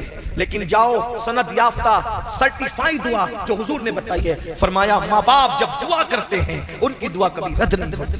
دعا والدہ لولدہ کا دعا لکم, تمہارے باپ کی دعا تمہارے حق میں ایسے ہے جیسے نبی کی دعا امتی کے لیے ہوا کرتی. ان کی دعائیں چھوڑ کر ادھر ادھر دعا کے لیے بھٹک رہے ہو. حضور نے فرمایا, بلکہ کیا فرمایا, دعا والدہ لولدہ کا دعائی لکم. نبی بھی نہیں فرمایا بلکہ فرمایا جیسے میری دعا تمہارے حق میں ہے ویسے تمہارے ماں باپ کی دعا تمہارے حق میں ہے. بتاؤ کیا سید الانبیاء کی دعا رد ہو سکتی ہے؟ تو جیسے سید الانبیاء کی دعا رد نہیں ہوتی, حضور کے صدقے میں حضور نے بتایا تمہارے ماں باپ. اور یہ بات, یا کچھ لوگ ہم سے ماں باپ کی فضیلت سننے بعد, حضرت میرے ابا تو شراب پیتے ہیں, وہ تو جوا کھیلتے ہیں, وہ تو نماز نہیں پڑھتے. میں نے کہا باپ شراب پیتا ہو, جوا کھیلتا ہو, شرابی ہو, جواڑی ہو, کچھ ہو, اس کا احترام آپ پہ فرض ہے. کیونکہ باپ کا احترام نیک ہونے کی وجہ سے نہیں ہے, ماں باپ کا احترام ماں باپ ہونے کی وجہ سے ہے. اس کو یاد رکھنا. بلکہ اللہ نہ کرے معاذ اللہ اگر ماں باپ کافر بھی ہوں تو بھی ان کا حق ادا کیا جائے. ایک صحابی حاضر ہوئی, حضور میری امی کافر ہے اور وہ شراب بھی پیتی ہے, میں کیا کروں؟ سرکار نے میں محبت سے منع کر شراب پینے کے لیے, اور اگر نہیں مانے تو جب وہ شراب پی کے بے ہوش ہو جایا کرے تو اس کو اٹھا کے اپنے بستر پہ لٹا دیا. دیکھ رہے ہمارا مذہب یہ ہے, کافر ماں باپ کا بھی حق ادا کیا جائے گا. اپنے مسلمان ماں باپ کو چھوڑ دیا, بہانے کرتے ہو. اللہ دور نہیں ہے, سن لو. ماں باپ کو تکلیف پہنچانے والے جس دن تم ماں باپ بنو گے, آج جتنا ستا رہے ہو اس سے زیادہ ستائے جاؤ گے. بد دعا کے طور پہ نہیں کہہ رہا ہوں, یہ حدیث پاک کا مفہوم ہے. اگر مار رہے ہو تو مار کھاؤ گے, اور یہ بھی سن لو ایک مار رہے ہو دو تماچے کھانے کے لیے تیار رہنا. ایک وقت تو بھوکا رکھ رہے ہو, دو وقت تو بھوکے رہنے کے لیے تیار رہنا. گھر سے نکال رہے ہو, گھر سے پھینکے جانے کے لیے تیار رہنا. اپنی جوانی پر اتنا غرور اچھا نہیں ہے. دین چھوڑ دیا, مذہب چھوڑ دیا, مسلک سے دور ہو گئے. آؤ اپنے نبی کی زندگی. حضور علیہ السلام رو رہے, اور جب حضور کی آنکھوں میں آنسو ہے, صحابہ نے پوچھا کیوں رو رہے؟ رونے کی وجہ معلوم نہیں تھی. فرمایا میری امی کی یاد آ گئی, میری ماں مجھے یاد آ گئی. جب ماں کا نام سنا سب صحابہ رو پڑے, سب رو پڑے, سب رونے لگے. سرکار آمنہ کی یاد سب کو آ گئی. جب روتے روتے کچھ افاقہ ہوا تب حضور نے کچھ کہا, سب نے کان لگائے تو الفاظ یوں ترتیب پائے, کاش آج میری امی ظاہری زندگی میں حیات ہوتی. آج میری امی, یہ حضور کے الفاظ ہیں, مفہوم کے طور پہ عرض کر رہا ہوں, آج میری امی ظاہری زندگی میں حیات ہوتی کتنا اچھا ہوتا. میں ایسا سوچتا ہوں کہ شاید اس لیے یہ بات ہو رہی ہو کہ آمنہ سرکار کہتی تھی نا کہ میرا بیٹا یہ ہوگا, یہ ہوگا, یہ ہوگا, یہ ہوگا, تو آج وہ ساری چیزیں تو ظاہر ہو گئی نا. تو آج میری امی یہ سب دیکھ کے کتنا خوش ہوئی. ہاں ہماری امیاں بھی خوش ہوتی ہے نا, آپ کی امیاں بھی آپ کی ڈگری دیکھ کے, عزت دیکھ کے خوش ہوتی ہو. حضور کہتے ہیں کاش میری امی ظاہری زندگی میں حیات ہوتی کتنا اچھا ہوتا. آرے چل گئے دلوں پر. پھر میرے آقا نے دوسرا جملہ کہا, اگر آج میری امی حیات ہوتی تو کیا ہوتا؟ تب صحابہ کرام نے سوالیہ نگاہوں سے حضور کے چہرے پہ دیکھا, حضور کیا ہوتا؟ سرکار فرماتے ہیں میں تمہیں عشاء کی نماز پڑھا رہا ہوتا, میں تمہیں عشاء کی نماز پڑھا رہا ہوتا اور میری امی کو میری ضرورت پڑ جاتی, ہائے ہائے, میں تمہیں عشاء کی نماز پڑھا رہا ہوتا, نبی کی نماز ہے, पढ़ नहीं पढ़ा रहा होता, और मेरी अम्मी को मेरी जरूरत पड़ जाती, मेरी अम्मी मुझे पुकारती, मेरे बेटे मोहम्मद इधर आओ। हालांकि इस लहजे में हुजूर को कोई पुकार नहीं सकता, लेकिन आका फरमा रहे काश, मफहूम के तौर पे करो, काश मेरी अम्मी जब मैं नमाज पढ़ा रहा होता, उनको मेरी जरूरत पेश आती, वो मुझे आवाज देती, मेरे बेटे मोहम्मद इधर आओ। तो साहब किराम ने हैरत से देखा, सरकार फरमाते मैं माँ की आवाज सुनता नमाज छोड़ देता, माँ की आवाज सुनता नमाज छोड़ देता, और नमाज छोड़कर लब्बैक लब्बैक, माँ को लब्बैक कहते, लब्बैक लब्बैक कहते हुए, लब्बैक या अम्मी, ऐ मेरी माँ मैं हाजिर हूँ, ये कहकर नमाज छोड़कर मैं अपनी माँ की बारगाह में हाजिर हो जाता। बताओ एहतराम इंसानियत कॉन्फ्रेंस करने वालों, मोहसिन इंसानियत ने माँ का क्या एहतराम सिखाया। आज घर घर में माँओं की आंखों में आंसू है। मैं बात आखिरी में ये अर्ज कर दूं, इसलिए कि मुझे कहने की आदत है, नहीं कहता तो मैं बेचैन रहता हूँ। मैं मजहबी लोगों में भी माँ बाप का वो एहतराम नहीं देख रहा हूँ जो अल्लाह के रसूल ने हुक्म दिया था। मजहबी लोग भी माँ बाप को बस इतना ही पालते हैं, रोटी दे दो, कपड़ा दे दो, मकान दे दो, बाकी कोई इज्जत नहीं है। भाइयों रोटी तो लोग कुत्ते को भी दे देते हैं, रोटी और कपड़ा तो लोग नौकरों को भी दे देते हैं। माँ बाप को कैसे रखना चाहिए, सैयदी आला हजरत इमाम अहमद रजा ने लिखा, फरमाते हैं माँ बाप को बादशाहों की तरह रखो और उनसे बात करने से पहले इजाजत लो। जब वो इजाजत दे दिया करे तो इस तरह बात किया करो जैसे कोई गुलाम अपने आका से बात करता है। और हदीस में आया है अपने माँ बाप के सामने उफ उफ भी न फला तकुल लहुमा उफ वला तनहरहुमा, ना उनके सामने फला, उनके सामने उफ भी मत कहो, उनके सामने उफ भी मत कहो, अल्लाह अकबर, वला तकुल लहुमा उफ, उनके सामने उफ भी मत कहो, वला तनहरहुमा, और उनको झिड़को नहीं, मत झिड़को। तो और कब, जब वो बूढ़े हो जाए, क्योंकि बूढ़े हो जाने पर इंसान की आदत होती है एक बात को 4 बार कहने की, बक बक करने की आदत पड़ जाती है। कुरान कह रहा है जब बूढ़े हो जाए यानी बक बक करने की आदत पड़ जाए, बेबात की बात करने लगे, बेमौका बात करने लगे, उठ पटांग हरकत करने लगे, कुछ का कुछ करने लगे, तुम पे गिरा गुजरे, फिर भी उनको उफ मत कहो, उनको झिड़को मत, बल्कि क्या फरमाया, उनके लिए अपनी बाहें बिछा दो, उनके लिए अपनी बाहें बिछा दो। भाइयों एक बात, कुछ तकरीर याद न रहे, याद रहे या ना याद रहे, एक बात याद रखना, हजारों साल की इबादत की मेहनत आपको वहां नहीं पहुंचा सकती जहां माँ बाप की दुआ आपको पहुंचा सकती। अगर आप थक नहीं गए, सिर्फ एक रिवायत पढ़ रहा हूं और बात पूरी करता हूं। एक बार हजरत मूसा कलीम ने पूछा अल्लाह से, ए अल्लाह जन्नत में मेरा पड़ोसी कौन होगा। तवज्जो, बात पूरी हो रही है, पूरी हो चुकी, लेकिन आपके शौक को देखकर मुझे याद आया। बहुत अच्छे से सुनते हैं रुद्रपुर वाले, माशाअल्लाह, अल्लाह आपको सलामत रखे, ये आपके उलमा की तरबियत है। मूसा अलैहिस्सलाम ने पूछा मेरा पड़ोसी जन्नत में कौन होगा। अल्लाह की तरफ से जवाब आया, एक कसाई, कसाब, गोश्त फरोश, गोश्त बेचने वाली, वो तुम्हारा पड़ोसी जन्नत। अगर कसाब बिरादरी के लोग यहाँ मौजूद हो, बुरा मत मानना। आदमी असल में क्या होता है ना, पेशे की वजह से बेबाक होता है। जैसे जो खेती करते हैं वो नरम दिल होते हैं, इसी तरह से जो लोग जानवरों का धंधा करते हैं थोड़ा वो बोलते ज्यादा है। कारोबार इंसान को, जो लोहे का कारोबार करते हैं वो सख्त दिल होते हैं, यानी कारोबार का ऐसी गोश्त बेचने वाला भी, चूंकि लोग उसको इतना सताते हैं, वो थोड़ा सख्त दिल और जरा जबान का तेज हो जाता है। लोगों के वो फितरी तौर पे ऐसे नहीं होते, लोग सताते हैं, जरा हड्डी कम डाल, चिचड़ा मत डाल, यहाँ का गोश्त दे, वहां का गोश्त दे, वो कितनों को देगा, 2 राने कितनों को देगा, 2 दस्ते कितनों को, सब उसको सताते हैं, तो वो तेज हो जाता है, सख्त हो जाता है गोश्त बेचने वाले। हजरत मूसा को हैरत हुई, या अल्लाह, कलीम जैसा पैगंबर है और उसका पड़ोसी और साथी जन्नत में कौन, कसाई, कसाब, ये तो उसकी अता है ना, इसकी अता है, जिसको जो चाहे अता करे।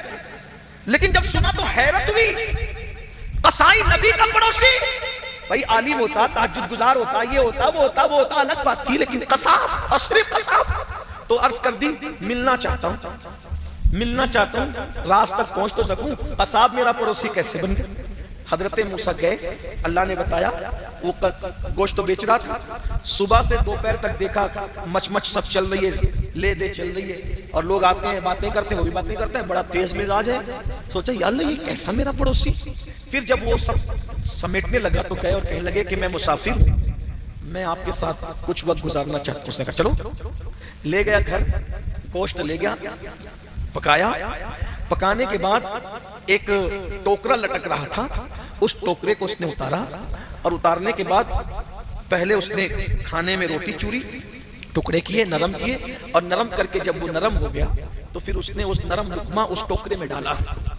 جب ٹوکرے میں ڈالا تو ٹوکرے سے آواز آئی، اللہ میرا بیٹا میری بڑی خدمت کرتا ہے، تو اس کو جنت میں حضرت موسیٰ کا پڑوسی بنا دے۔ میرا بیٹا میری بڑی خدمت کرتا ہے، تو حضرت موسیٰ کا اس کو جنت میں پڑوسی بنا دے۔ کیا ہوا؟ حضرت موسیٰ سمجھ گئے اس کا کوئی عمل نہیں ہے، صرف اس کی ماں کی دعا کی برکت ہے کہ اللہ تبارک و تعالیٰ نے حضرت موسیٰ کا اس کو جنت میں پڑوسی۔ اب بتاؤ بھائی، جب ماں کی دعا سے ایسے اکڑ باز آدمی کو موسیٰ علیہ السلام کا جنت میں پڑوس مل سکتا ہے، تو ماں کی دعا سے ہمیں روزی کیوں نہیں مل سکتی؟ ماں کی دعا سے عزت کیوں نہیں مل سکتی؟ ماں کی دعا سے اچھا رشتہ کیوں نہیں مل سکتا؟ ماں باپ کی دعا سے ہمارا گھر کیوں نہیں بن سکتا؟ اگر نبی کو مانتے اور نبی کے فرمان پر یقین ہے تو یاد رکھنا کسی بھی بابا کے تعویذ میں اتنی طاقت نہیں ہے جتنے ماں باپ کی دعا میں تعویذ ہے، جتنی ماں باپ کی دعا میں طاقت ہے۔ کسی وظیفہ کو اتنا پاورفل نہیں ہے جتنا پاورفل ماں باپ کی دعا ہے۔ لیکن ایک بات کہوں، ایک ہوتا ہے دعا کروانا، ایک ہوتا ہے دعا لینا۔ دعا کروانے کی اہمیت نہیں ہے، دعا لینے کی اہمیت ہے۔ اس نے ماں سے دعا کروایا نہیں، ماں سے دعا لی۔ کروانے اور لینے میں کیا فرق ہے؟ ایک وہ ملا، حضرت دعا کرو، حضرت دعا کرو، حضرت دعا، دھکے دے رہے پھر بھی دعا کرو حضرت، اور یہ کرو پھر بھی دعا کرو حضرت۔ یہ دعا دے دی گئی مگر یہ بھی قبول ہوگی نہیں ہوگی کوئی گارنٹی نہیں، لیکن ایسا کام کر دیا، دعا کی گزارش نہیں کی، دل سے نکل گئی، جا تیرا بھلا ہو جائے، جا یہ ہو جائے، جب جو بھی کامیاب ہوا دعا کروانے سے نہیں ہوا، دعا لینے سے ہوا۔ غریب نواز نے سب بچے پتھر مار رہے تھے، مجذوب کو باغ میں بلایا اور بلا کر انگور کھلایا، دل سے دعا نکلی، جا اللہ تجھے مقام عطا کرے۔ غوث پاک کو غوث پاک کے دو ساتھیوں نے اس کتب کا امتحان لیا۔ ایسا سوال پوچھوں گا جواب نہیں دے سکیں گے، میں بھی کچھ پوچھوں گا بولو یہ، لیکن غوث پاک نے کہا ارے ہم تو صرف ادب کے ساتھ جا کر بیٹھیں گے۔ اس کتب کے دل سے دعا نکلی، تو نے میرا ادب کیا، جا ایک وقت آئے گا کہ تو بغداد کے منبر پہ بیٹھ کر کہے گا میرا یہ قدم ہر ولی کی گردن پر ہے اور سب تیرے آگے گردن جھکا دیں گے۔ اس طرح بے شمار مثالیں ہیں۔ کسی نے دعا کروانے سے ترقی نہیں حاصل کی، دعا لینے سے ترقی ہے، اور وہ بھی دعا لے رہا تھا۔ بھائیو، ماں کی ایسی خدمت کرو، باپ کی ایسی خدمت کرو، تمہیں کہنا نہ پڑے، ماں باپ کے دل سے نکل جائے، تمہاری دنیا بھی کامیاب ہے، آخرت بھی کامیاب ہے۔ اللہ تعالیٰ سے دعا ہے اللہ ہم سب کو ماں باپ کی صحیح خدمت کی توفیق دے، احترام انسانیت کی توفیق عطا فرمائے، محسن انسانیت صلی اللہ علیہ وسلم کے نقش قدم پر ہمیں قائم رکھے، استقامت عطا فرمائے۔ گفتگو کے درمیان اگر کوئی غلطی ہو تو اللہ تعالیٰ معاف کر دے۔ استغفر اللہ ربی من کل ذنب و اتوب